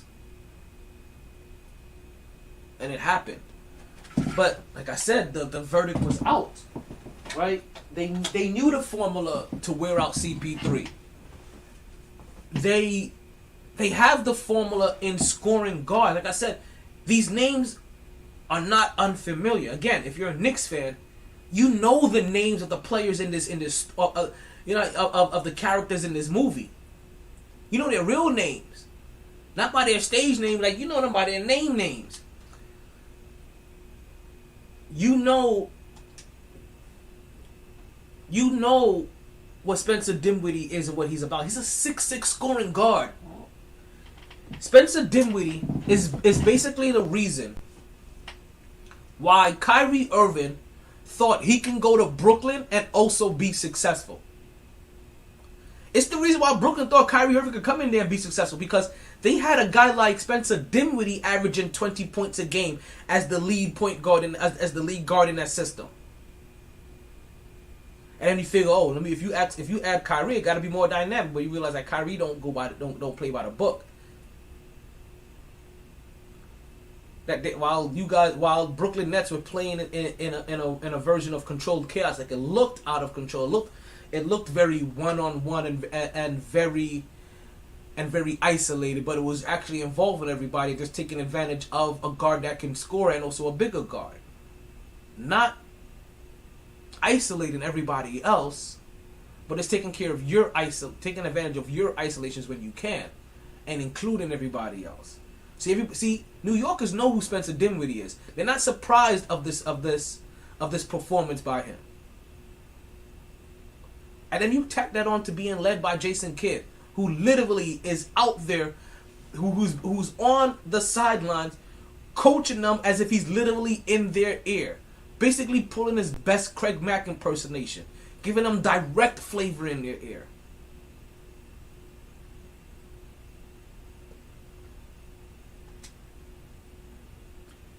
The same thing happens for Jalen Brunson. Again, Jalen Brunson is another name that New Yorkers are very familiar with.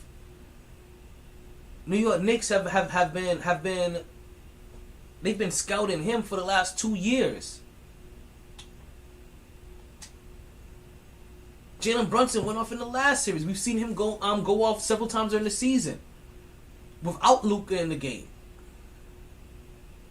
So now, if you guys don't realize this, right? You're talking about three individuals that can run point guard, or basically be a lead guard, can get 30, can control the pace, can score, and can assist.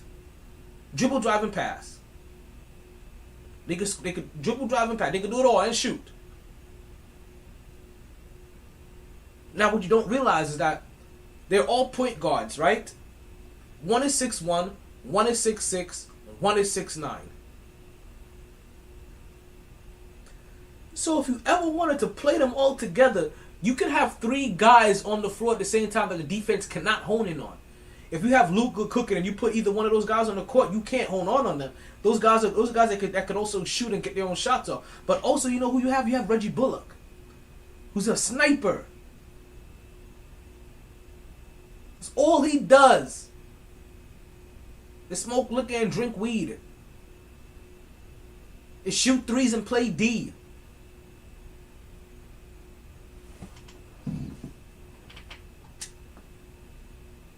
So I didn't even realize I was going to spend this much time speaking, talking about these Phoenix Suns and just their loss alone.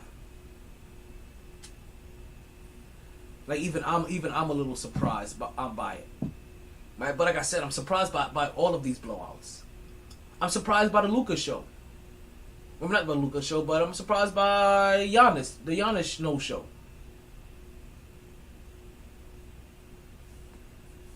Right?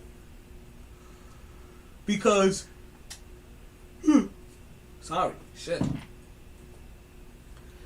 they had a no-show as well. They lost that game 109-81. That game wasn't that close either. And it was one of those things that Giannis just couldn't buy a bucket. He had and again, see that taunting shit? The turning point in Dallas Phoenix was Luka being taunted by Devin Booker, who we love here on the podcast. He's just that, he ain't that dude right now. But that turned there. This Milwaukee-Boston series, this one turned when he decided to make fun of Al Horford. Or when he taunted Al Horford. Giannis, 10 for 26, 25 points. Anytime that you have somebody take as many shots, have as many points as they have shots, is a good night. You can never stop Giannis, but if you could force him to put up 26 shots for 25 points, you've done your job. You have a good night. Giannis was missing some of the easiest of shots. This is how you know, like, sometimes, like, I'm not as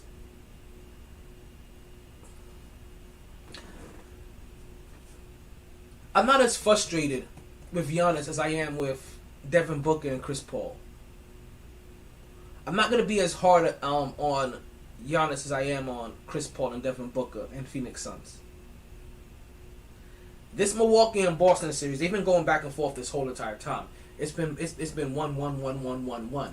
Finally, this series finally gets determined when one team finally is able to win 2 games back to back. For Giannis Antetokounmpo, it wasn't for a lack of effort. It wasn't for the lack of you still being you. See, too many times in these elimination games, we have to really squint and put on our glasses and turn up the resolution on our television to recognize the the star on the team that loses, because they usually just completely disappear. James Harden in their elimination game attempted 2 shots in the final in the fourth quarter. A guy that was averaging 30 points per game at one point in time. We saw Chris Paul and Devin Booker barely get up 11 shots. We've seen Chris Paul barely even score 18 points in 5 games. Giannis Antetokounmpo was trying. He was trying to make his shots. And no, not forced shots. No, not bad shots. Or bad shots. No, shots that he makes all the time. Pull up threes, even though he didn't try a lot of those. But pull up threes. Shots, drive, spin move at the rim layup. A lot of those layups, they just rolled out. They just couldn't catch the luck of the draw. Nobody can hit their shot consistently. And then they went with a big lineup that played against them. And they went to a big lineup, but as they chose to go with Brook Lopez due to a lack of Chris Middleton. Not only could they have used Chris Middleton's speed, they could have used his scoring, his ability just to spread the court a little bit more. Brook Lopez 15 points, Holiday 21.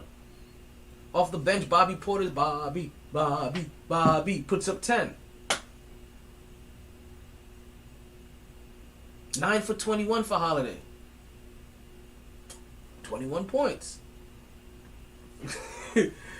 These are the problems that they had. But they went down swinging and they went down fighting.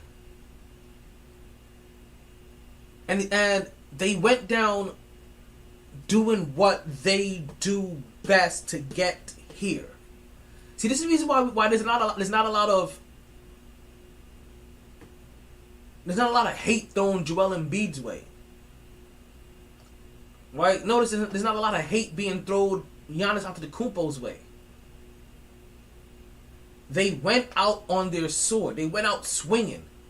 They went out at least looking like the version of them that got them to this point. They went out at least looking like the version of themselves that we recognize. See, some players didn't do that. Booker didn't do that. Chris Paul didn't do that.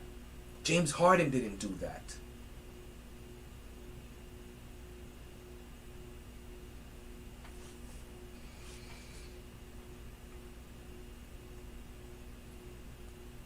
Yeah, I don't want to say Giannis. Giannis and the Milwaukee Bucks are going to get a pass. The players are. The coaching staff, maybe not so much. because they allowed, what's his first name? Greg? Is it Greg Williams? What's his first name? Yeah, Greg Williams. To have a career game. They allowed Greg Williams to lead his team in scoring off of 7 for 18 3-point shots. Now, here goes a stat. Here goes information that I specifically snatched from somebody, because I didn't realize this, and once I heard it, I couldn't, and I heard it late, and it never left me. The average distance of contention on Greg Williams' 3-point shots were 9 feet. So that means he didn't have anybody closer than 9 feet to him on average on his shots. That's how wide open, and he busted their head wide open for 27 points. And he's part of the reason why Milwaukee couldn't come back, and also why Boston caught fire so quickly. Because once Williams started hitting shots, literally that basket just basically just opened the fuck up, and everybody was hitting shots. It was like Oprah with the shots. Like, you're hitting shots, you're hitting shots, you're hitting shots. Everybody's hitting their 3-point shots. Greg Williams 7 for 18, Jason Tatum 5 for 19, Jaylen Brown 2 for 5, Fitz 1 for 1, Naismith 1 for 1, Pritchard 4 for 6. Like they went buck wild.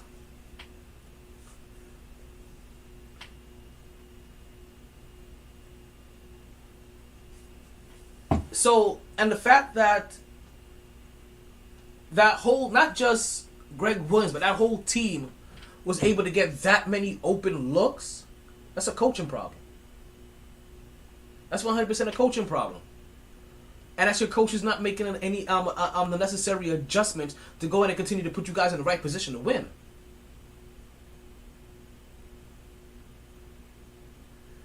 And you see, at some point in time, you have to figure out, right? And that's what a lot of these teams do, and some of them are really good at it, right? And I want to say most times it works, and sometimes it doesn't. Figure out who you're gonna let beat you, and who you're not, and go with that game plan. In this particular instance, it looked like they weren't gonna let Jason Tatum beat them, as they were trying to pack in the paint. Who knows? And force everybody else to beat them, but everybody else beat you is exactly what happened. So you didn't do the 2 things that you said you was gonna do, right? Or that you needed to do, right? You didn't identify what one person was gonna beat you, and you didn't let everybody, and you didn't stop that person and let everybody else beat. That's kind of what you did with Milwaukee, right? Even though Giannis ended up putting up his points, but it's how many shots he had to put up to get to his points. See, because you know he's going to get his. It's just how is he going to get his? And if you make him struggle and work for that, CP3, like the rest of them, see? And now he's out there working. Now everybody else has to beat you. Now, so that does mean that everybody else in your assignment, you just have to be disciplined enough also just to keep these role guys off balance. Because you know that them more than anything else are rhythm people. And I feel the rhythm, and I feel the rhythm, So you disrupt their rhythm, right? Even more so than the star player, and it's a wrap. They let everybody beat them. They let everybody beat.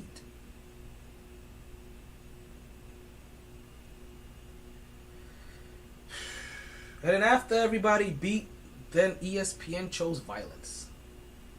And they chose big violence. And that is by allowing Rat Bev to come onto the show. And he showed his ass. Because he is an ass in a weird way. Pittsburgh Steelers are now currently up 3-2. With a minute and a half left to go in the second period.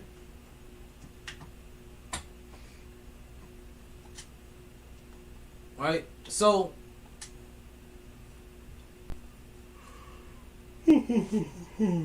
check out this bizarre rapping style used by me. Patrick Beverley went on ESPN and went on First Take and went on the ESPN studio round robin and basically talked shit about Chris Paul all morning. That's what he did. See, everybody else, and all they did was ask the questions, pose the storylines, and introduce the topics. And they allowed Patrick Beverley to go out and do the rest and show his ass. Patrick Beverley talked about how Chris Paul was.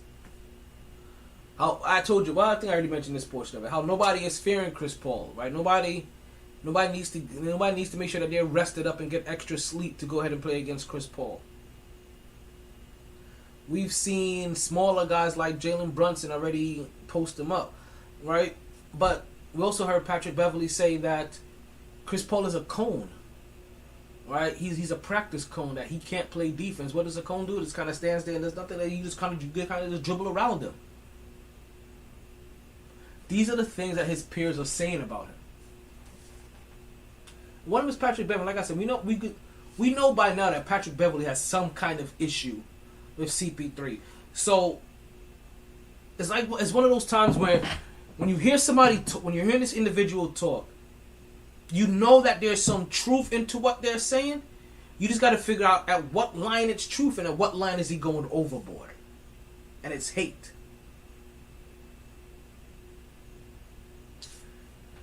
And you can definitely tell there's a level of hate in there by the way that he holds Chris Paul accountable versus other individuals. James Harden, for instance. Right? And you can also see, too, that Patrick Beverley has been wanted to come on a platform like this so that he can say stuff to Stephen A. He can say stuff like, well, if this were fierce, we'd all be drunk. And say stuff to Stephen A. Smith that, well, you like to just come out here and just say stuff. Like, damn, that's a shot. Stephen A. had to correct that to me. Like, I don't just come out and say stuff. I talk what I know and I do my job of my business. I don't just come up here. Like, I don't usually like to come up here and just say stuff. No. Oh, I guess that's just saying like, oh, you like to go on the basketball court and just run around and make noise. That's basically what Patrick Beverley tried to say to Stephen A. Smith today. And Stephen A. Smith shut that down because, you know what?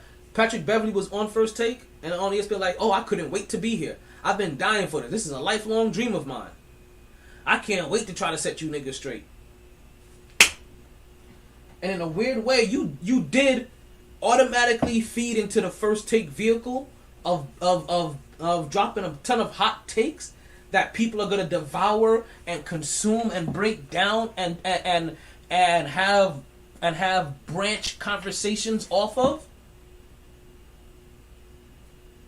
I'm gonna listen to Matt Barnes' criticism of your criticism, of your take, of your criticism, and realize that even here in a platform of communication and conjecture, right, and pontification, even here you find a way to be offensive. Even here you find a way to be a dirty player. Matt Barnes had to check you. And he checked you hard as fuck. People don't realize the subtlety, like how hard it was in that subtlety that he did it in. But he also added, oh, nobody's gonna walk around here, nobody's gonna come out and say that you were wrong. I'm gonna say it. Because what the fuck you gonna do to me? And if you wanna knuckle up, we can knuckle up. That's basically what he told Patrick Beverley. Like, yo, you were wrong for that. And I'm gonna say that you're wrong. And if you wanna fight me, then I'll punch you in your mouth.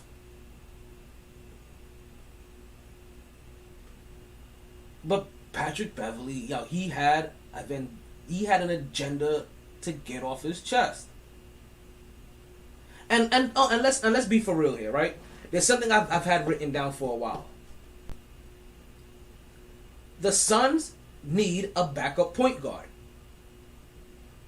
It's serious. You know how when you have your aging star, whatever, your aging quarterback or whatever, your aging point, you start realizing you need to get a really good backup point guard for Chris Paul now.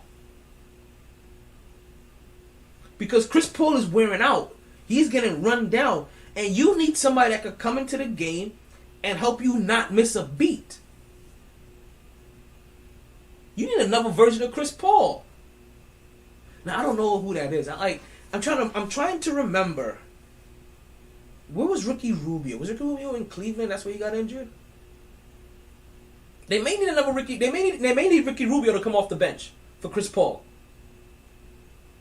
Or they may need Rajon Rondo to come off the bench for Chris Paul. Somebody of that nature. What's going on, X? What's going on, everybody? I see you guys coming in and joining us. Oh shit! I see my boys from the Lamar TV show. I see you. So I'm trying to get you guys on here still. You know that, right?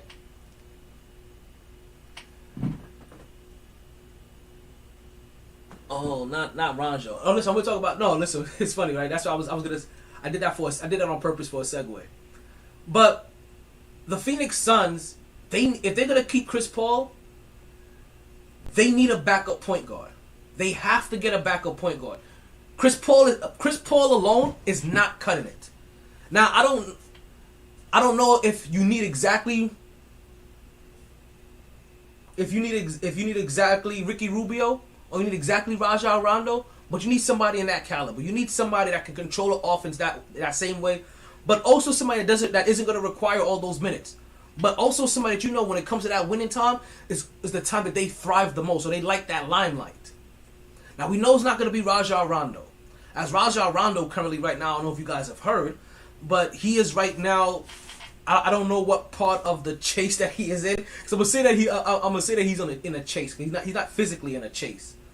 But right now he is currently, I guess you could say, wanted or have charges being pressed against him by his baby mother, saying that, or I should say his baby mother, his children's mother, right? That he pulled out a gun out on them, and now she is in fear of her life and the safety of their children, and she is trying to file, I guess, some kind of restraining order.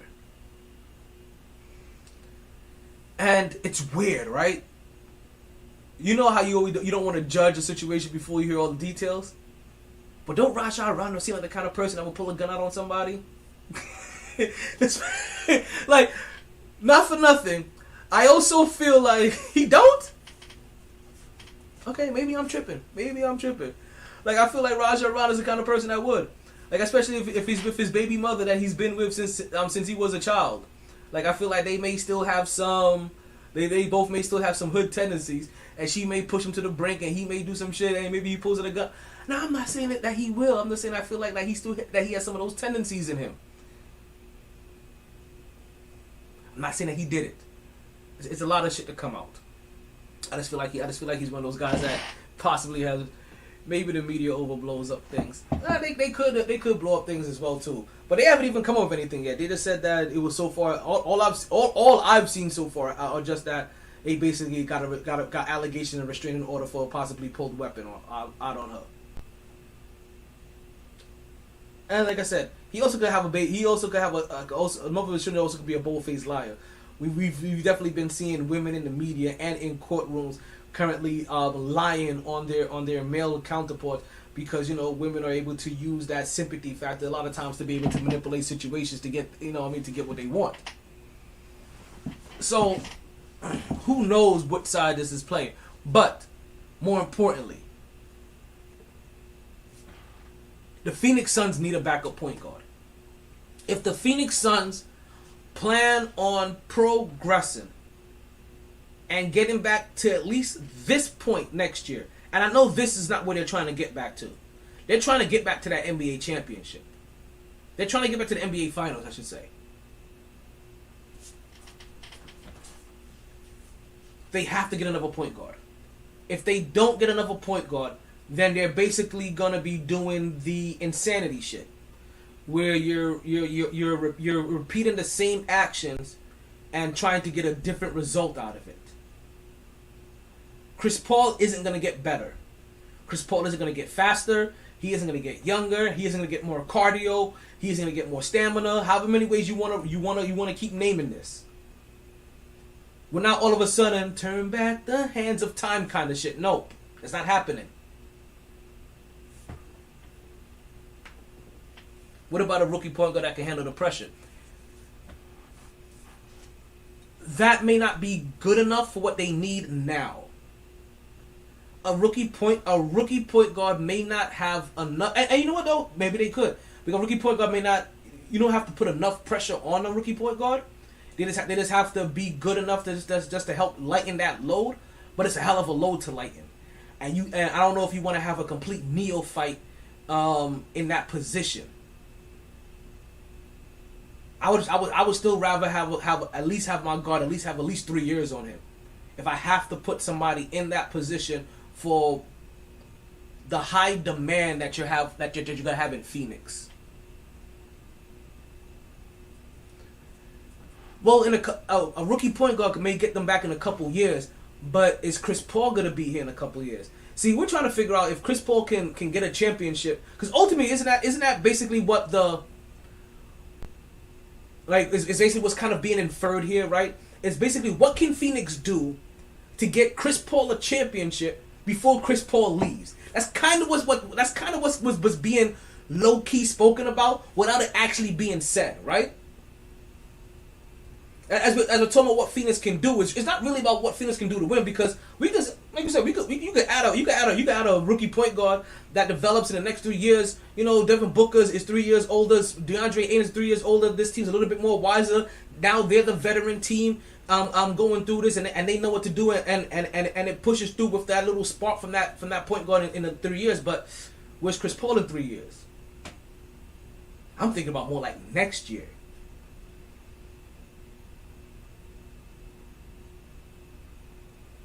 And what can Phoenix add next year to help push them over the top to get through the West? There's a name out there,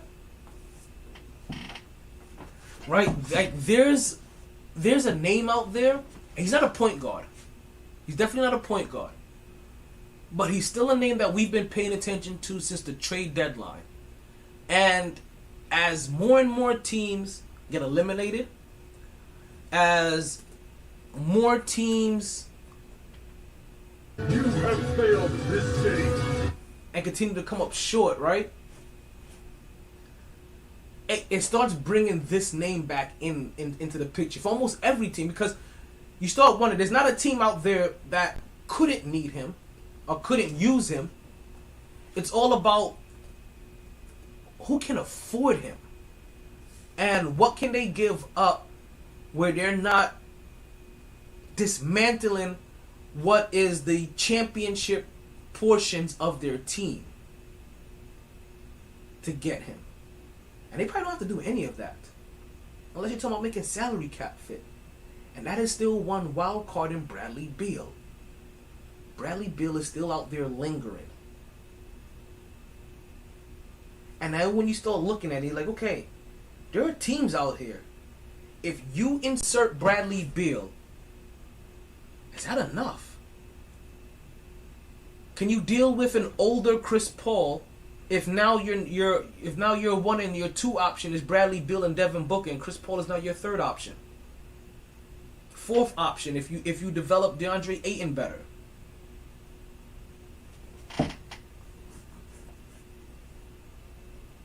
No, the guy that I'm talking about plays for the Washington Bullets. You're thinking about possibly Zach LaVine, I think. And a lot of other people are a lot higher on Zach LaVine than I am. I don't know if Zach LaVine is the X factor for a winning franchise. If you ask me, and if you're listening through Podbean, right? The Podbean is my call-up line. So if you want to call into the podcast, you can always call in through Podbean, and that's how, and we can always talk through Podbean. Just let you guys know, right? And check out the bottom, or check out the bio. The link for Podbean, so you guys can call in, is in the bio. And I'm saying that right around now, just to let you guys know, right? We are coming up on a hard break real soon. What that means for everybody listening on Podbean, we're going to lose you guys, as you know the kind of restriction that Podbean has. But I already have another feed ready for you guys. So just look for that, for the new feed that's gonna that we have for live, and we'll be on there for the next hour. Everybody else, you'll be hearing a commercial here pretty soon. So that you guys know, we're gonna be losing everybody on Podbean pretty soon as we're coming up on our time for a hard break. Everybody else will hear a commercial. Everybody else listening on Podbean, look for the new link as this one is getting ready to be shut down. And you know what? Look like I talked right up to that moment. They didn't join this team to win championships or become famous. They joined because there is important work to be done, and only some able to do it. They are brighter, better educated, led, and equipped than any team in history. They are doctors, lawyers, engineers, technologists, and combat troops, all prepared for whatever comes their way. You'll find them where the lights don't flash, and the only contract they sign is with themselves and their country. One day, they may be asked what they did to make a difference in this world, and they can respond, "I became a soldier."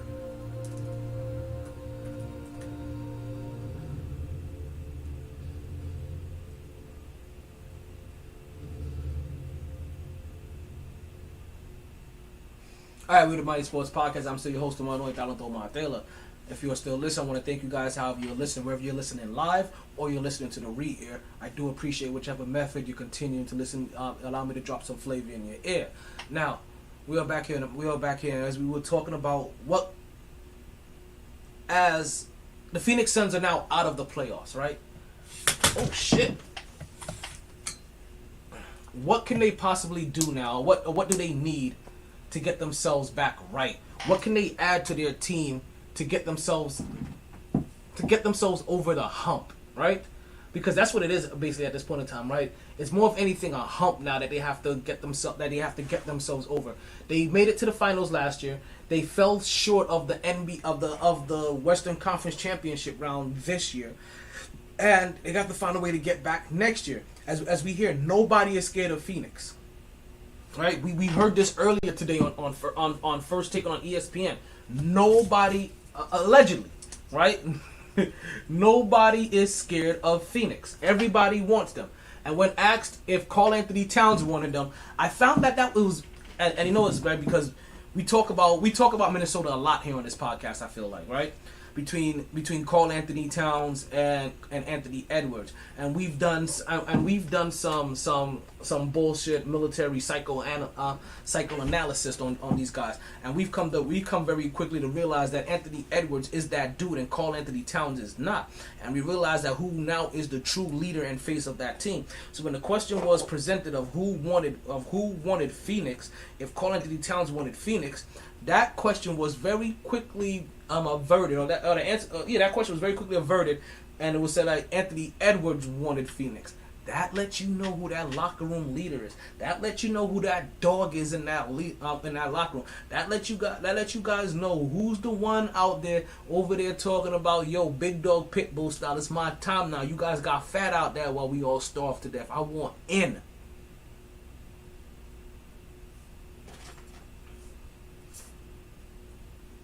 So like I said, we were talking more about like not Patrick Bell, but like more like what can Phoenix do, right? Like I said, there's a name out there in Bradley Beal, right? There's another name, and I mentioned Bradley Beal because Bradley Beal could just become a free agent. I'm not quite sure of what Zach LaVine's status is. As I said, like Zach LaVine is always off my radar. A lot of other people are a lot higher on Zach LaVine than I am, and I'll play this game, right? On the teams that we're thinking about, that we're talking about, they need something to get over the hump. If you add Zach LaVine if you add Bradley Beal, who do you think takes them further? Or do you think they become a championship? Or do you think they have a better opportunity to win a championship with this guy?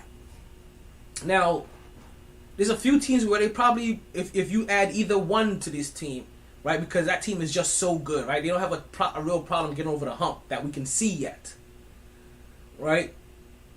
So the first so the 4 teams I'm gonna completely leave out of this. So the 4 teams that are currently in the playoffs, right? Because do I think that a Zach LaVine or a Bradley Beal can help a Miami Heat team win an NBA championship? Oh, hell damn right I do. Both of them I think that they can. But that's also based off not just about who they are, it's about who those franchises are. So let's start looking. So now let's play with the teams that possibly even got eliminated from these playoffs, right? I don't know how deep you want to go, but let's think Minnesota. Do you think that Bradley Beal or Zach LaVine helps Minnesota become a championship contending team? I don't think either one of them do. But now who do you think helps take them further? This is one of those times where I feel like they probably end up taking them in the same space. See, when it comes to Bradley Beal and Zach LaVine, I don't think you're parting a lot. But I think it's enough that on the right team, it does make a championship level difference. Like, so, you know what? Let's just go straight to it. For a team like the Phoenix Suns, I think Bradley Beal helps to win a championship. I don't think Zach LaVine does. For a team like Dallas, I said I was going to leave teams like that out of it. I think Zach LaVine, I think Bradley Beal will give them a better chance to win a championship over Zach LaVine.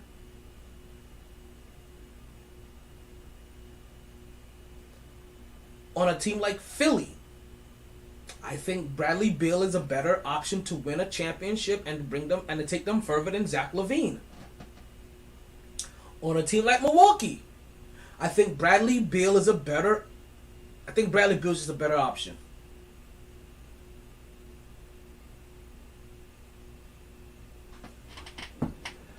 Where the fuck is Eric at?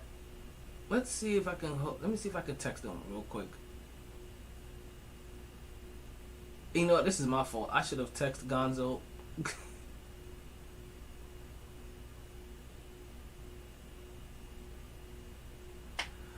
I just realized we're coming up to like the final hour of the podcast, and our guest still has not made it over here.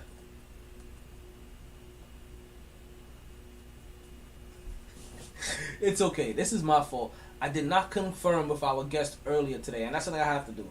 The day of the podcast, I need to confirm with our guest to make sure that they're still coming through. I did not do that. So that this is on me. Had a lot of stuff in the... No excuses. Play like a champion. Alright? So ultimately, I just think that Bradley Beal... And again, I'm just gonna let you know that we're gonna move on. We said this months ago. And we'll say this again. I think Bradley Beal is probably one of the most interesting free agents this offseason. And I find it odd, right? And it's probably because of his level of name that we haven't heard much talk or that consistent talk about, hey, where's he going to go? Where's he going to go? Where's he going to go? Where's he going to go? Like you normally hear about other players. But I will pay attention to where Bradley Beal goes. Either Bradley Beal is and it's obvious. Bradley Beal is either to go to someplace to win a championship, someplace to be happy, or someplace to make money.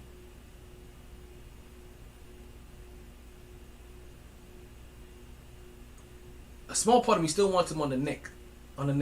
I don't know if that helps him make money, but that definitely helps him make money. I hope that also helps. Is a place that he wants to go to make himself happy.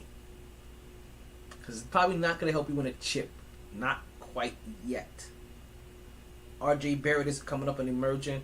If you're able to put up your 28 points a game, and he's now consistently able to put up his 20 plus points a game as well, and you add in your sprinkle of everybody else, you guys have a good team. I don't know if you have a championship contending team or a team that can honestly compete in the East. The East is getting deeper and deeper.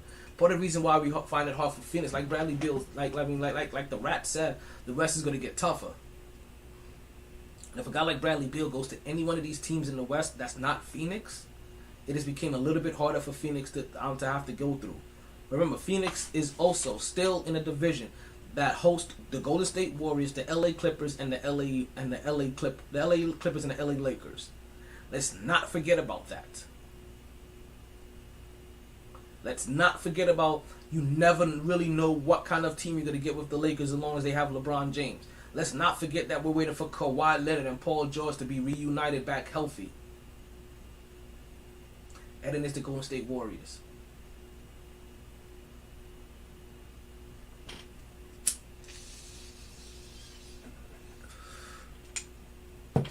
It's funny, right? I saw this. I saw this. I don't want to call it an article. I saw a thing. Right? Let's just say that I saw a thing, and this thing was poking fun. Like it was playing. It was kind of being in jest to something, right? And what it was doing it was talking about some of the best players in NBA history, and it wasn't talking about these players in conventional terms. It was just naming players based off of like how great they were, based off of how they showed up in particular moments. There was one player that they mentioned by name, and I removed that player. Because if we're going to have somebody be on this list, it's not going to be that guy. Especially since when they made this list, they still had him fourth out of these kind of players. But we went back over this list, right?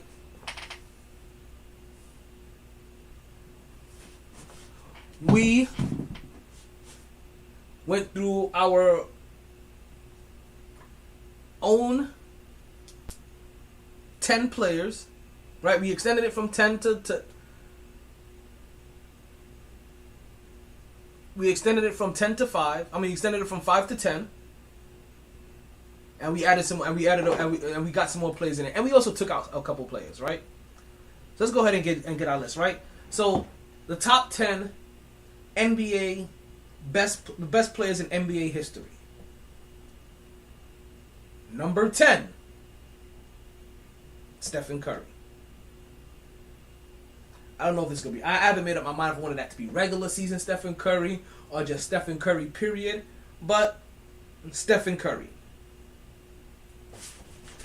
Number 9. I can't remember his name. But who was the guy that Jimmy Butler, that was from Indiana, that went off for like 46 points? It was going off in the bubble. We haven't heard from him since, by the way. But also Jimmy Butler, like in the first round, got out and destroyed, and then came out and was like, "Hey yo, wait, do I have his name on here? T.J. Warren. There we go. Remember this guy?" What sort of made it so chippy all of a sudden out of just like the one foul? I mean, to me, I think it's tough for him because I can guard him and he can't guard me. Like at the end of the day, that's what it comes down to. But like I said, I think you just gotta watch your mouth in certain situations. There's something that you just don't say as a man. And I mean, he gotta see me the next time because I feel like what he said was truly disrespectful, and it's all good because we see him again. I ain't scared of nobody. So, you know, he's talking about, we're going to fight this. As we get in Lamar TV on I see them on the Instagram as well. And somebody else are trying to get onto the podcast as well. So let's hope that we can get Lamar TV on the podcast pretty soon. Eric F on the podcast pretty soon. We're still trying to get Rufy J on the podcast. And she just became a recent champion. We're still trying to get Nikki Dykem on the podcast. Local actress in our area. Oh, sorry. Got distracted. like all these lovely individuals, right? We're trying to classic rule on the living. Right, yeah, it's got some whack ass games y'all got going on here. Let's go though. Let's go. And y'all got my thing ready? Yeah, that's my thing. Here comes the hot stepper. Murderer. I'm the original gangster. Murderer. Excuse me, Mr. Officer. Murderer. I still living like that. Okay, let's go. No, we don't die. Alright, okay, I'm done. I am done here. But make sure you like and you subscribe and you follow the podcast everywhere you go. Now we can multiply. Anyone that will hear the fat lady sing. Okay, I'm done.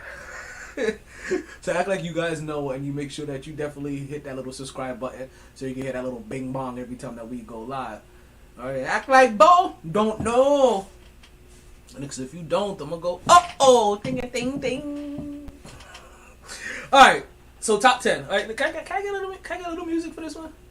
Can I get a little bit of music? Alright, let's give me a little bit of music for that one. Alright, here we go. I like that. Alright, so top 10 players in NBA history. Right, we have Stephen Curry, number 1. I'm gonna say regular season Steph. I'm not gonna say playoff Steph quite yet. Playoff Steph kind of upsets me sometimes. So I'm gonna go with regular season Steph as the number 10 best player in NBA history. Number 9 is Bubble TJ Warren. Bubble TJ Warren, 9th best player in NBA history. And now I think you guys don't understand how this list was comprised, right? Let's continue to have fun with this a little bit more, right? And you guys let me know if you have any other candidates like that, right? And you guys will start to see what I mean by any other candidates like this. Right? But oh no. I did a thing. My bad. Okay, let's go. Okay. Got rid of that. I almost did a thing. I almost pushed a button that I did not want to push. And basically like pushing that button would have gotten me.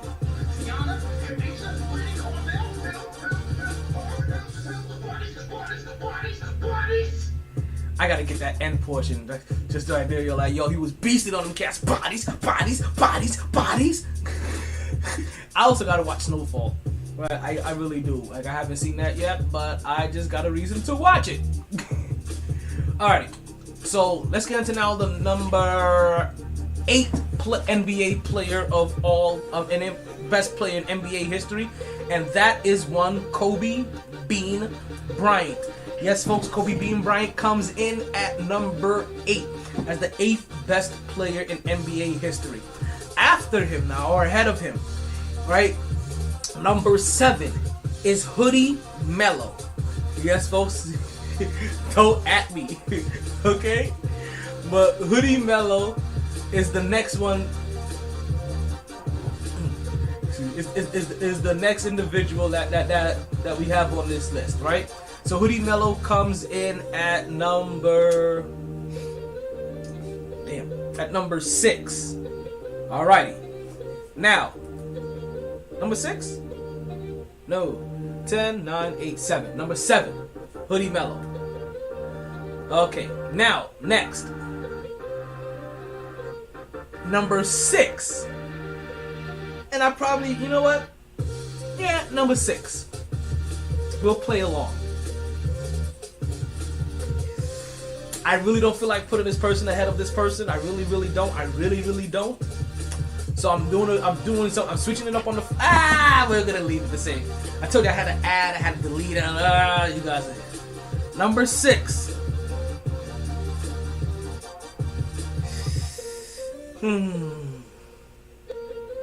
Okay.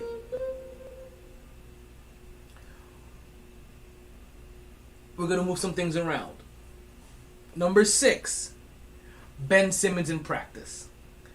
Now, let you guys know this is a change on the fly. But number 6 is Ben Simmons in practice. Number 5, and this is who I could not find the heart of me to put below Ben Simmons in practice for the life of me, was Jersey biting Kobe. You remember that guy? Him right there. Yeah, Jersey biting Kobe is number 5. Yeah, there was no way I couldn't find a way to get Jersey biting Kobe in my top 5. Now, in the number 4, Kevin Durant on a 73-win team. Best players in NBA history, folks, is what we're going through here, folks. And number 4 is Kevin Durant on a 73-win team. So let me run back through 4 through 10 for you guys in case you missed it, right? Number 10, Stephen Curry. Number 9, Bubble TJ Warren. Number 8, Kobe Bean Bryant. 7, Hoodie Mello. 6, Ben Simmons in practice. 5, Jersey biting Kobe. And number 4, Kevin Durant on a 73-win team. So, folks, now all we have are 3 individuals left. Now, I'm pretty sure you guys know one of these individuals, because you know what? It doesn't matter who you are or where you're from, there is no sex in the champagne room, which means that the number 1 headband is the number 1 headband, and that ain't going nowhere. So I know. I said I had to get out of the way and let you guys know who number 1 is. But who's number 3 and number 2 is just as important and just as interesting. So, number 3.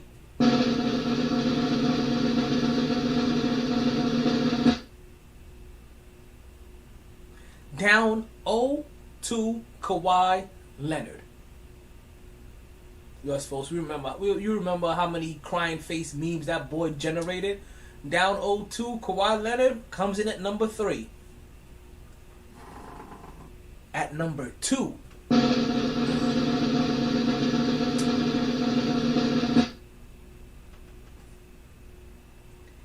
Game 6 Klay Thompson.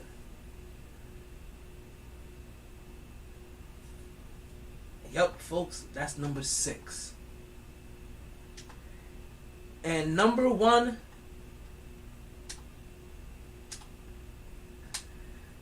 and I think you guys already know it. It doesn't matter if it's the regular season.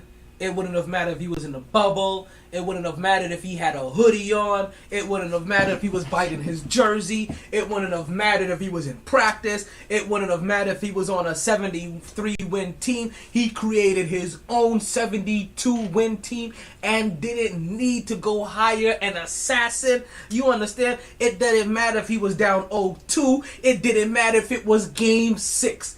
The best play in NBA history. You understand? Go ahead and stand up for a second. Put your hands on your ass and go ahead and sit on them, because hands down it is Michael Jordan. That's it. But like I told you guys, I had to do some maneuvering and get some things on and off here to give you guys their original list. 5 was Ben Simmons in practice. 4 was LeBron James. No, he didn't even make our list.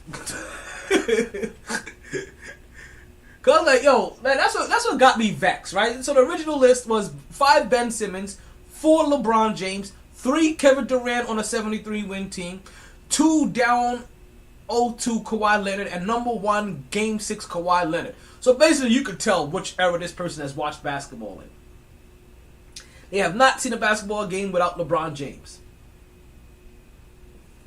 That's how I was like, yeah, I had to throw some things, and it was a fun list. So if you guys have guys like that, right, and I hope you guys are able to hear. But if you have individuals like that, go ahead and start putting that into the comments, right? Or start hashtagging me, right? Like best player in history. Like let's do hashtag me BPIH, right? Give me that Bippa, right? Give me that big. Give me the hashtag BIH, best in history, right? Hashtag BIH, right? Or MyT BIH, however you want to do it, right? But yeah, I want to have some fun with this, and you guys let me know like which individuals were falling here. So their original list was Ben Simmons in practice. Then number 4 was LeBron James. 3 was Kevin Durant. 2 was down 0-2 Kawhi Leonard. Number 1 was Game 6 Klay. And listen, those were some very good qualifiers. But I was like, you know what? I had to put MJ on there, and I had to make him number 1. And then once I did that, I was like, I got my top 5. But I was like, yo, wait a minute. We got Ben Simmons in practice in here, and we didn't even get like. And the first 2 or 3 that really probably popped in my head was Kobe Bryant biting his jersey, Hoodie Melo, and T.J. Warren in the bubble. Like, those were the real 3. Like, I had to search. Like, after I put in Kobe biting his jersey, I was like, you know what? We're going to put Kobe in here twice. Like, fuck LeBron even making the list. Kobe gets in here twice. And he's the only guy He's the only guy that got in here twice. So you got Steph, Kobe, Melo, Kobe, Ben, Kevin Durant on a 73-win team that involves Steph. So you know what? Steph got in here twice. Kawhi, Clay. Clay was on a 73-win team that Kevin Durant was on. So that technically puts him on here twice. And MJ. So Steph got on here twice. Kobe got on here twice. And Klay Thompson got on here twice. I know you guys are wondering, that's a stretch. Listen, that's basically how WWE puts in their Hall of Famers.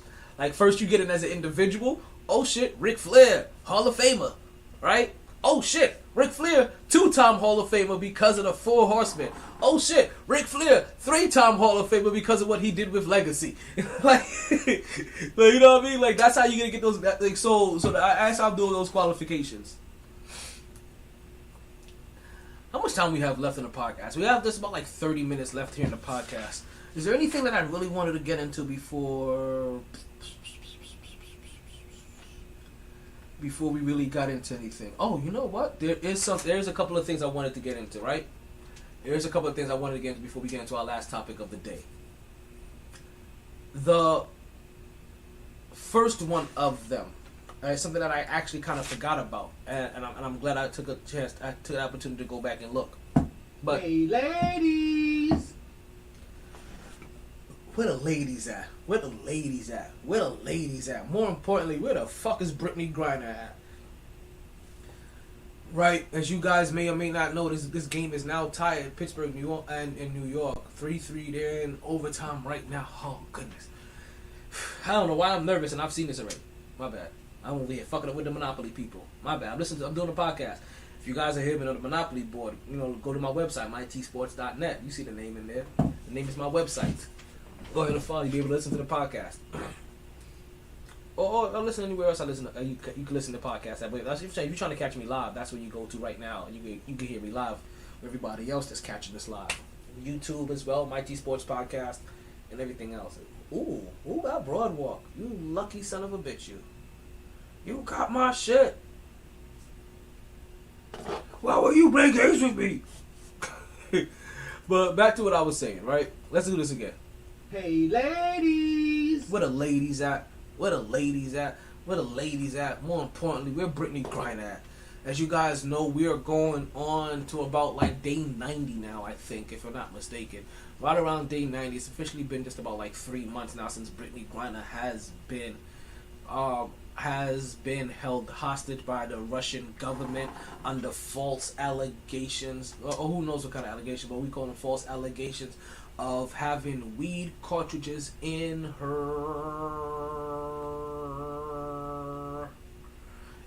luggage. All right, so due to that, they have held her under arrest. It has now been deemed that her detainment is a false imprisonment, and we are trying everything now to get her home free. Very recently, we've seen the Phoenix Suns, even though you won't be seeing anymore since they were just eliminated from the playoffs, but the Phoenix Suns were honoring her. They just started honoring her like in like the last week, right? By putting the initials for Brittany Griner on the court along with her number. We'll probably see the similar thing coming out of the Phoenix Mercury as well in the WNBA, and we'll see how many other WNBA teams is doing this as well. As you guys know, I spend some time on every single podcast talking about Brittany. At least I tried to, right? I think I've missed maybe 3 of them, right, since I've started doing this. But we always want to talk about Brittany Griner and remind you guys that she is detained. I want to take the time to so that she can consistently be in your guys' hearts and in your guys' memories, so you guys do not forget about her.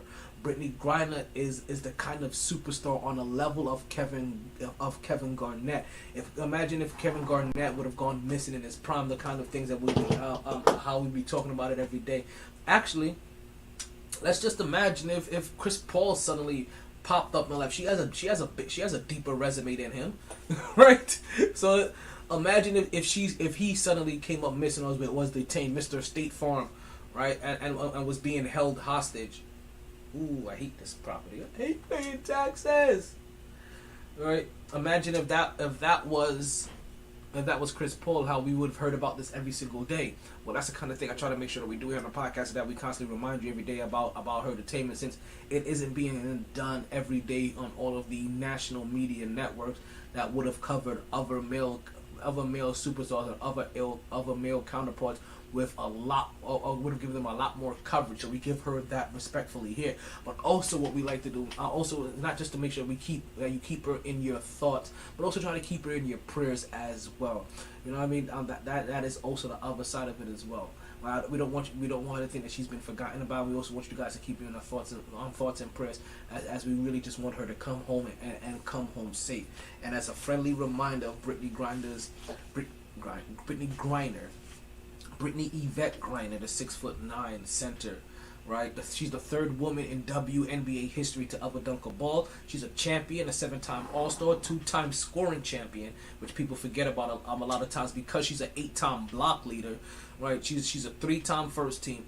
She was on the first team. Yep. I always get tongue tie saying this one. 3-time first team, 3-time second team, 2-time defensive player of the year, 3-time defensive first team, 4-time defensive second team, all rookie, NCAA champion, most outstanding player, AP player of the year, 3-time Big 12 player of the year, 4-time defensive player of the year, you understand, high school player of the year, and that's only half of her resume. Like I said, if somebody with the kind of resume that Chris Paul or Kevin Garnett had it, all of a sudden being locked up, we would never stop hearing about it. And that's the kind of resume that she has, and that's the kind of love that we need to give her, because ultimately she's an American that's being detained wrongfully. And we've recently heard about what they want to negotiate for her release, and who they want to, and who Russia wants to bring back. If I'm not mistaken, it was an individual that he's like a bomb terrorist or a chemical terrorist or some shit like that, and that's what they're trying to use to exchange or negotiate for her capture. Now, this may be also now playing into the portion where they didn't want to make it make her to be too big of a deal, so that they couldn't use her for leverage. Because now, to free an athlete, you're talking about they want to negotiate bringing home a terrorist.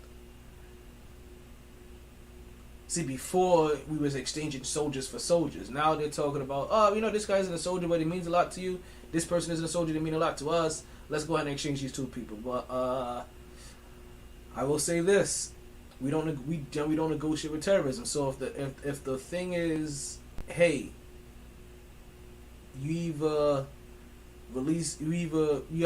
to release this terrorist for Brittany Griner, my sweetheart. I hope you can tough out a little bit longer, because you're not gonna get released under those circumstances, and Russia knows that.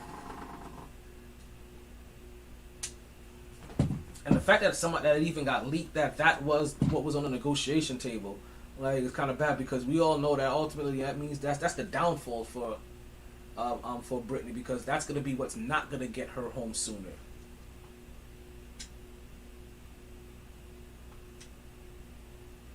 Income tax in my favor. Get $20 back. I just paid $200 in taxes. I'm going to get 10% back. You guys are crooks.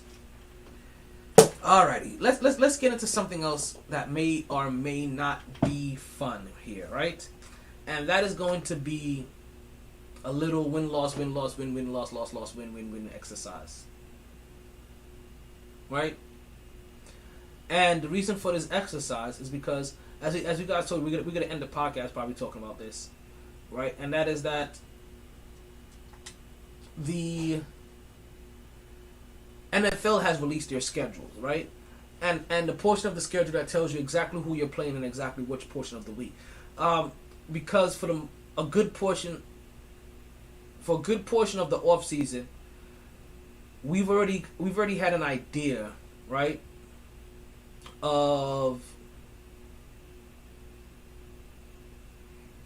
We already had an idea of who. Already, not just have an idea. You already knew who you were gonna play, right? You already knew who you was gonna play, because obviously it comes out that you're either gonna play a certain division, right? And you kind of have the, okay, well, I'm playing this division now. I'm gonna have a couple of these matchups and how things are maneuvering. But now NFL finally drops exactly who's gonna play when, who's gonna have a Monday, when is your Monday night game, when's your Thursday night game, when's your overseas game, and things like that. The New York Jets, if I'm not mistaken, they only have maybe like 2 or 3 primetime games, and one of them is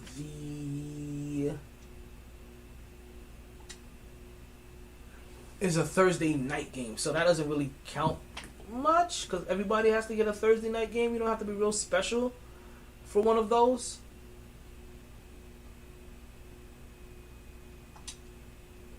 Let's make you reach for that if you really want it.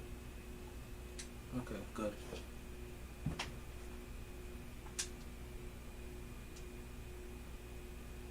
Oh, wait. I'm the one that really wants it. I'm tripping. I'm like, yo, make it reach for it. I'm over here looking at the wrong person playing Monopoly like, oh, wait a minute. I'm the one that really wants this property.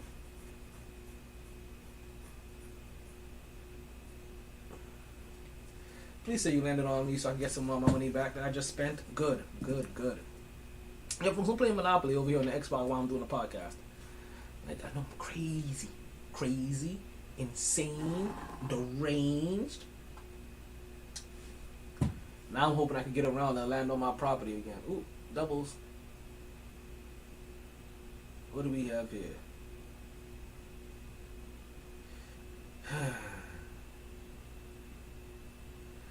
Kentucky. I really don't want this property, except for just to have a negotiation chip with somebody else. Because I definitely got to get some money now because I'm gonna get around the board. I'm not gonna have any money for anything that I want. Wait, that's me? Oh shit! Wait, that's not free parking. That's jail, isn't it? Fuck! I just went to jail. And that's in Monopoly. And I'm probably going to go to jail next for my next take that I'm going to have here, right? Because my next take has to do with the Jets schedule. And it's funny. I've been hearing a lot of people talk about the Jets schedule coming up, right? And the potential trade, and the potential wins, and who they could possibly be playing against. Oh shit, I almost dropped my bizzo. Don't tell me they landed on the other one. Whew. I thought this person picked up Park Place and fucking Broadwalk in like their first 2 go-rounds of the board. It's okay, I don't have any money and you don't have any money. Neither one of us have any money. Oh, he got money, but he got to pay taxes. Yes! Okay, sorry. Alright, so let's get let's get into a little bit of it, right?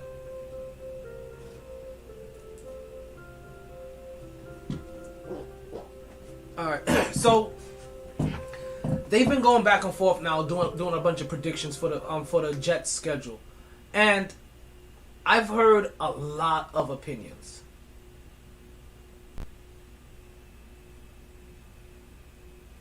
You asshole!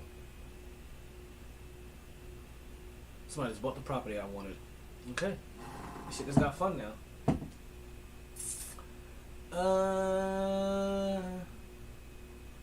I need to get out of jail. I will pay to get out of jail.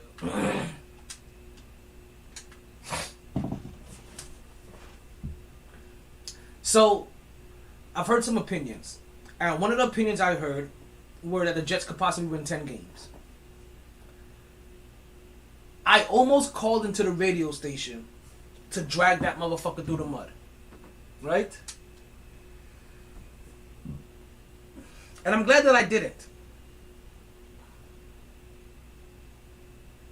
I think the over-under for the Jets right now is about at 7.5.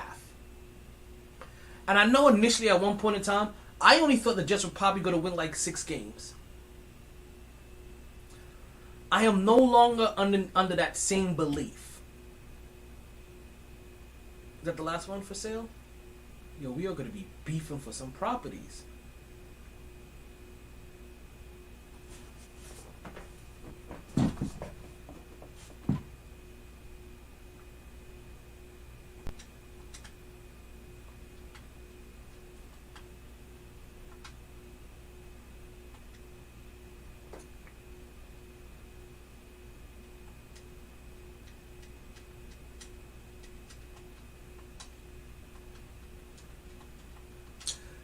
Okay, so I can bid on that one. Actually, if I was you right now, Tropic, I would let them win just so they don't have no money.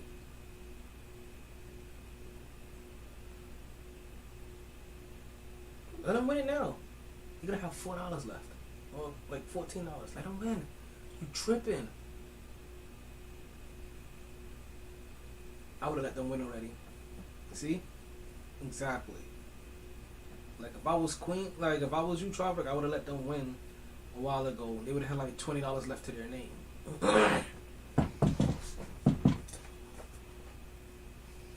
You probably would have had an easier time bankrupting them and then, whatever.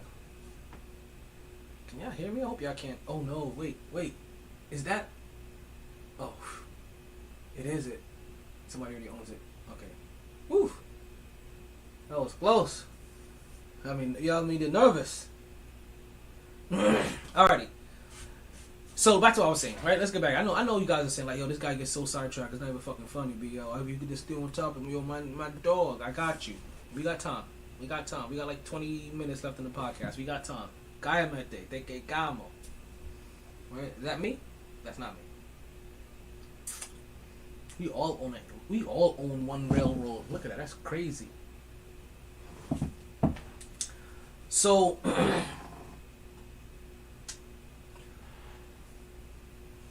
I thought they were all crazy, right? For what they thought, how many games they thought that the Jets could possibly win. I ain't gonna lie, there's a small part of me that would rather pay than have to set this up on auction and just have one of you win it. Or have Tropic win it more than anything else. Oh, I gotta roll again?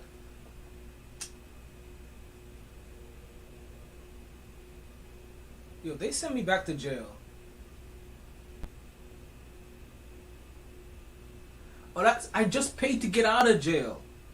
You know what? That's it. I'm staying in jail this time. Fuck this. Like, I like, you know what? Fuck you, Monopoly. You're being racist. Like, you sent me back to jail for the same exact shit.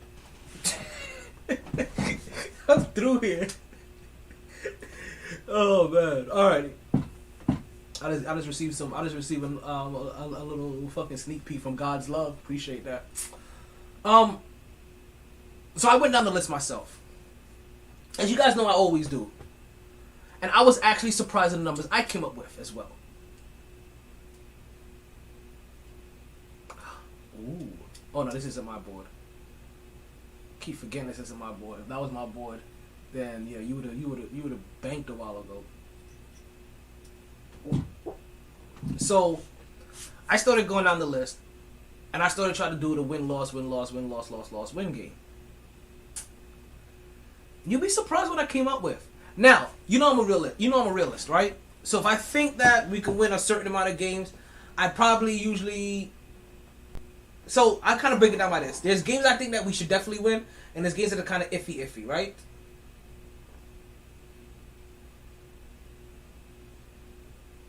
And usually the truth is somewhere in between, halfway between what I think we're gonna win and what we're actually gonna win. So it's almost like dividing twice. So if I think we're gonna win, if I think we're gonna win like 12 games, which I don't think we're gonna win. So this is I think we're gonna win 8 games. Then what I do is that I divide that by 4. I'm like, okay, we'll probably win 4 of those games. And then the other half will probably be 50-50. We'll probably win 6. So 6. If I think we're going to win 8. That's being nice. Right? To try to get to 6 if I think we're going to win 8. Now, this is the truth of it, right? Is that I look at the games that I feel like we definitely should win. I look at the 50-50 games. And those 50-50 games is where we really start to pick worst case scenario versus best case scenario. My worst case scenario for the Jets ended up being like 7-10, which was really bad.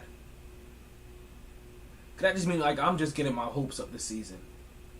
There's no way that the Jets win 7 games that easily. But that means if I have that for their worst case scenario, that means I have them as a really high I have them as a really high, worst, good case scenario, a decent good case scenario, best case scenario. So now let's start running through this, right?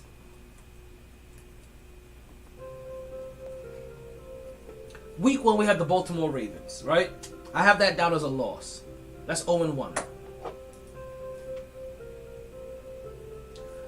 Week after that we played the Cleveland Browns. I have them without any quarterback that week. Right? So now we go 1-1. We take on the Cincinnati Bengals. I take it as a loss right there. So we go 1-2. Let me go ahead and write this in a different color. I want this to stick out here. Then we take on the Pittsburgh Steelers. This is one of those games that I thought were a 50-50 game. Right? I have us winning here, but I highly believe this is a 50-50 game. And it being a 50, but I have us as a win. And the reason why I'm going to try to get I'm squeezing out a win here in week 3 or in week 4 is because they don't have a quarterback, but I'm scared of their defense and their professionalism.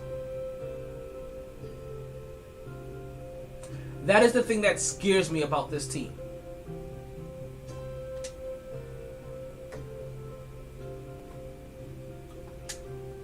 So that's my 150-50 game, but I'm giving us the win there. The next time we go up, we play against Miami. I have us winning there. We're starting off 3-2, Jets fans. First 5 games. We take on Green Bay. That's a loss. We're 3-3. Then I have us going into Denver and taking on Denver. I don't know why. Oh yeah, I do. Okay. I have this as a loss. That's 3-4. Then we go take on New England. In New York. I have us winning this one. This is my next 50-50 game.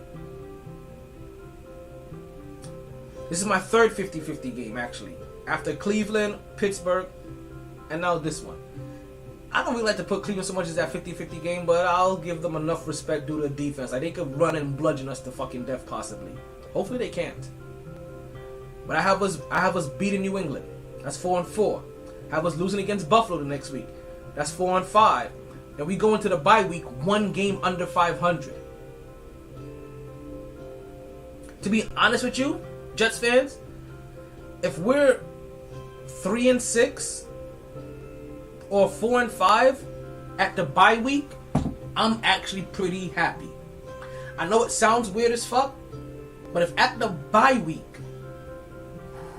we're at least 3 wins. You're telling me we can't get 3 wins out of our first 9 games?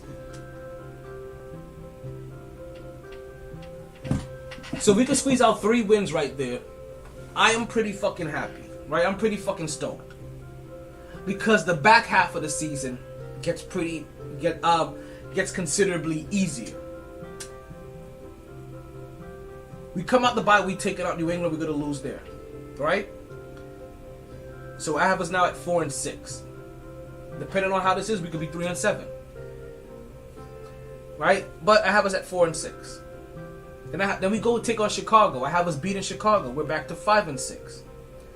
I have us going on then we take on Minnesota. I have us beating Minnesota. We're 6-6.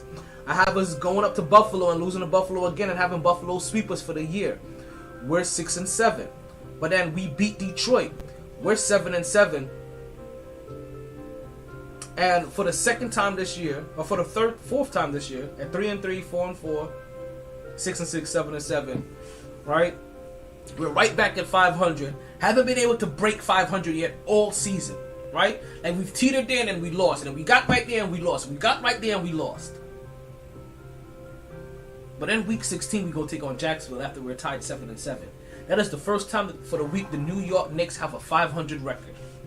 And they're excited coming into the end of the season. And then they take on the Seattle Seahawks. They get a win there as they have Baker Mayfield or whoever the fuck they have now as their quarterbacks at the end of the season. They don't give a fuck. The Jets are still fighting for a little something.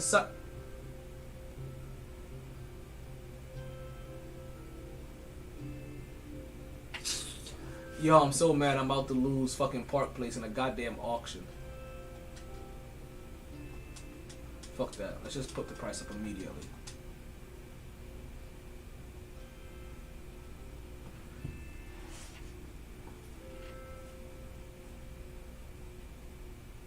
Pushing P.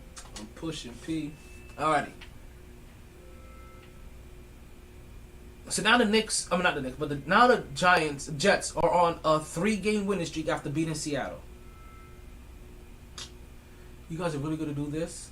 $1, everybody? Seriously? Stop it right now. Bid something substantial. Bid a honey. Force the other one's hand. Like, you know Queen wants it, and Queen is gonna win it. Just make sure that motherfucker pays premium dollar. If Queen is gonna win it, make sure it costs them $337 fucking dollars. Okay? Or if you let Tropic win that shit, you make sure it costs that motherfucker $300, $330. I'm gonna make sure y'all jump for that shit. So back to week 17. I said, honey, stop with this $1 bullshit.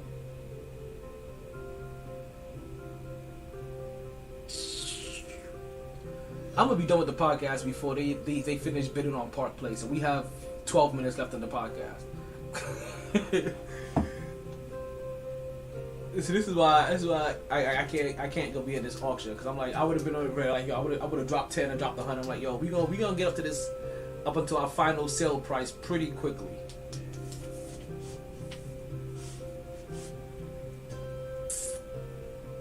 So here goes the Jets, 3-game winning streak. They're 9-7.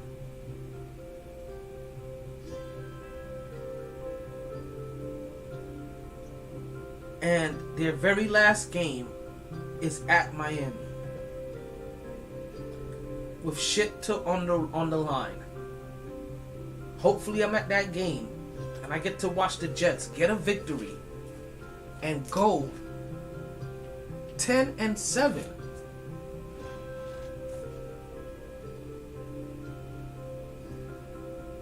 Okay, finally it's starting to make some movement. I'm hungry again. So here was my best case scenario for the New York Jets. Best case scenario is 10-7. My worst case scenario is inverted. It's 7-10.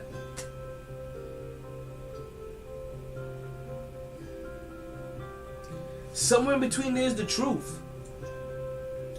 That's what I understand now. Vegas had them at 7.5 wins. Right? And if you look at it, at their worst, if you're thinking like, damn, the Jets could have 7 wins here, you're like, damn, maybe I want to take the over. I got 10 wins. I can find 10 wins here. Now, I also know for a fact, when Cleveland plays us, they're considering that a W as well. When Pittsburgh plays us, they consider that a W. When Miami plays us, they consider that a W. When New England is playing us, they consider that a W. When Chicago is playing us, they consider it a W. When Minnesota and Detroit and Jacksonville and Seattle are playing us, they're all considered a W as well. I get that. You can't lose them all. So here I am right now thinking the Jets can honestly get 10 wins. Oh, shit. You let them have it, huh? Just kind of glad that I'm saying, yo, that's the only way to do it. It's gonna have to hurt one of you to get that motherfucker.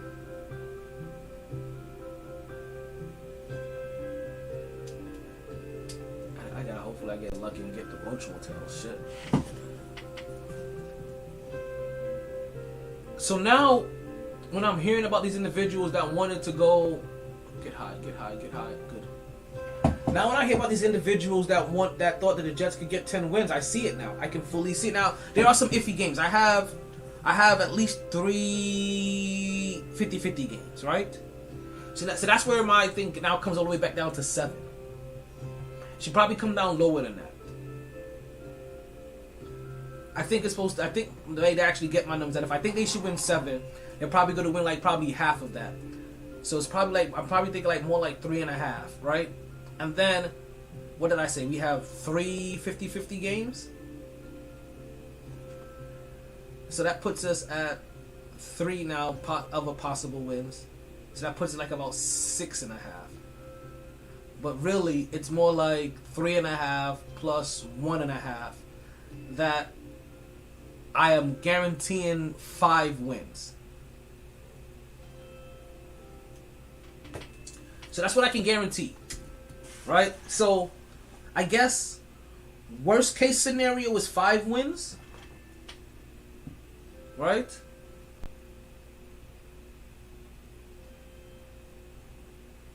Ooh, yes. Yes, I do. Worst case scenario is 5 wins. You've done okay for yourself is 7 wins. And best case scenario is 10 wins. And I guess that makes sense. Vegas has us at 7.5.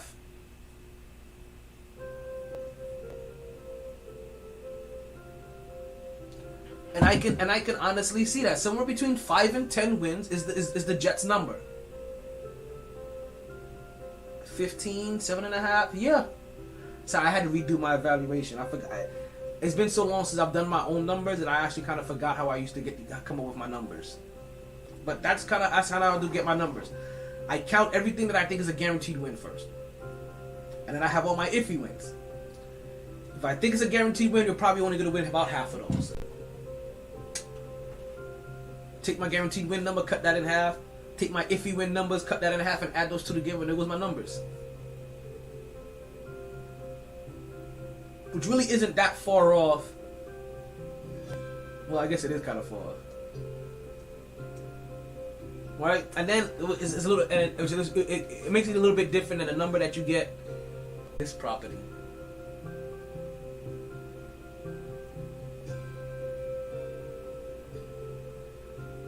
Maybe. I'm not gonna auction it. I might as well just buy it.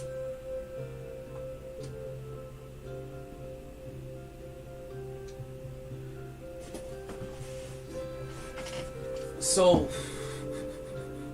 doubles. Double.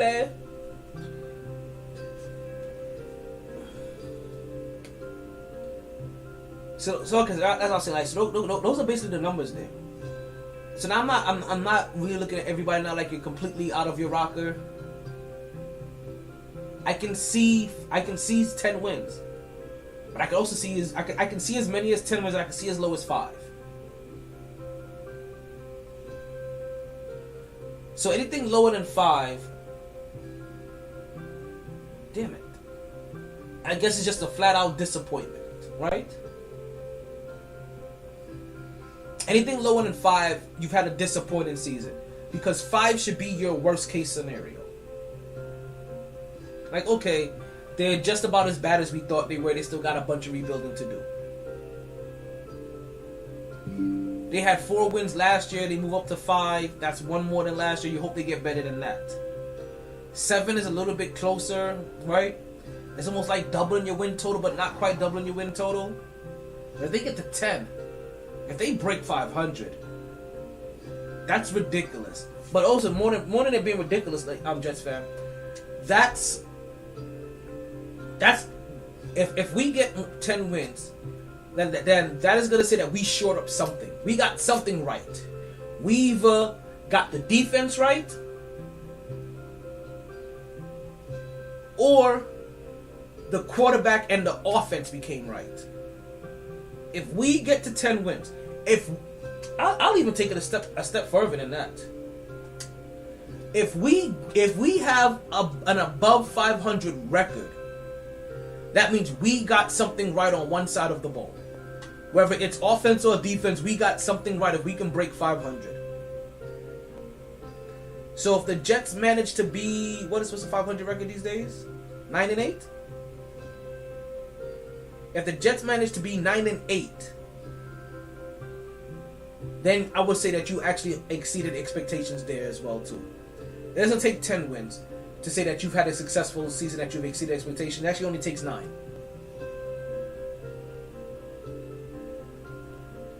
be honest with you, I think the Jets population will go crazy if the Jets came away with 8 wins and they were only 1 game under 500. Again, because that's doubling your win total from last year. That's 100%. That's 100% rate of return on your money. That's 100% rate show of improvement. And again, it's gonna be an indication that you got something right. Right? I don't know if it's one side of the ball you got right. If you have 8 wins, maybe maybe you got both of them right in a small way, and they're both taking enough strides, but they're still just kind of having enough hiccups. It's a tough season. It's a pretty tough record we have.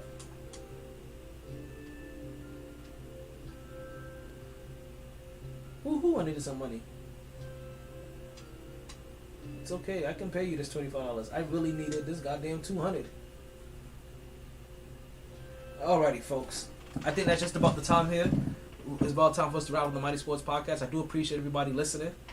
Appreciate all the platforms that you guys have chosen to listen to me on. Don't forget that we'll be right back again on Wednesday night, 8:07 p.m. We'll be coming to you live from Sharky's. So if you're in the local area, you come down to Sharky's, right down there on Pine Island and Royal Palm. We'll be performing live. We will have trivia treats. If you know, you know. Right?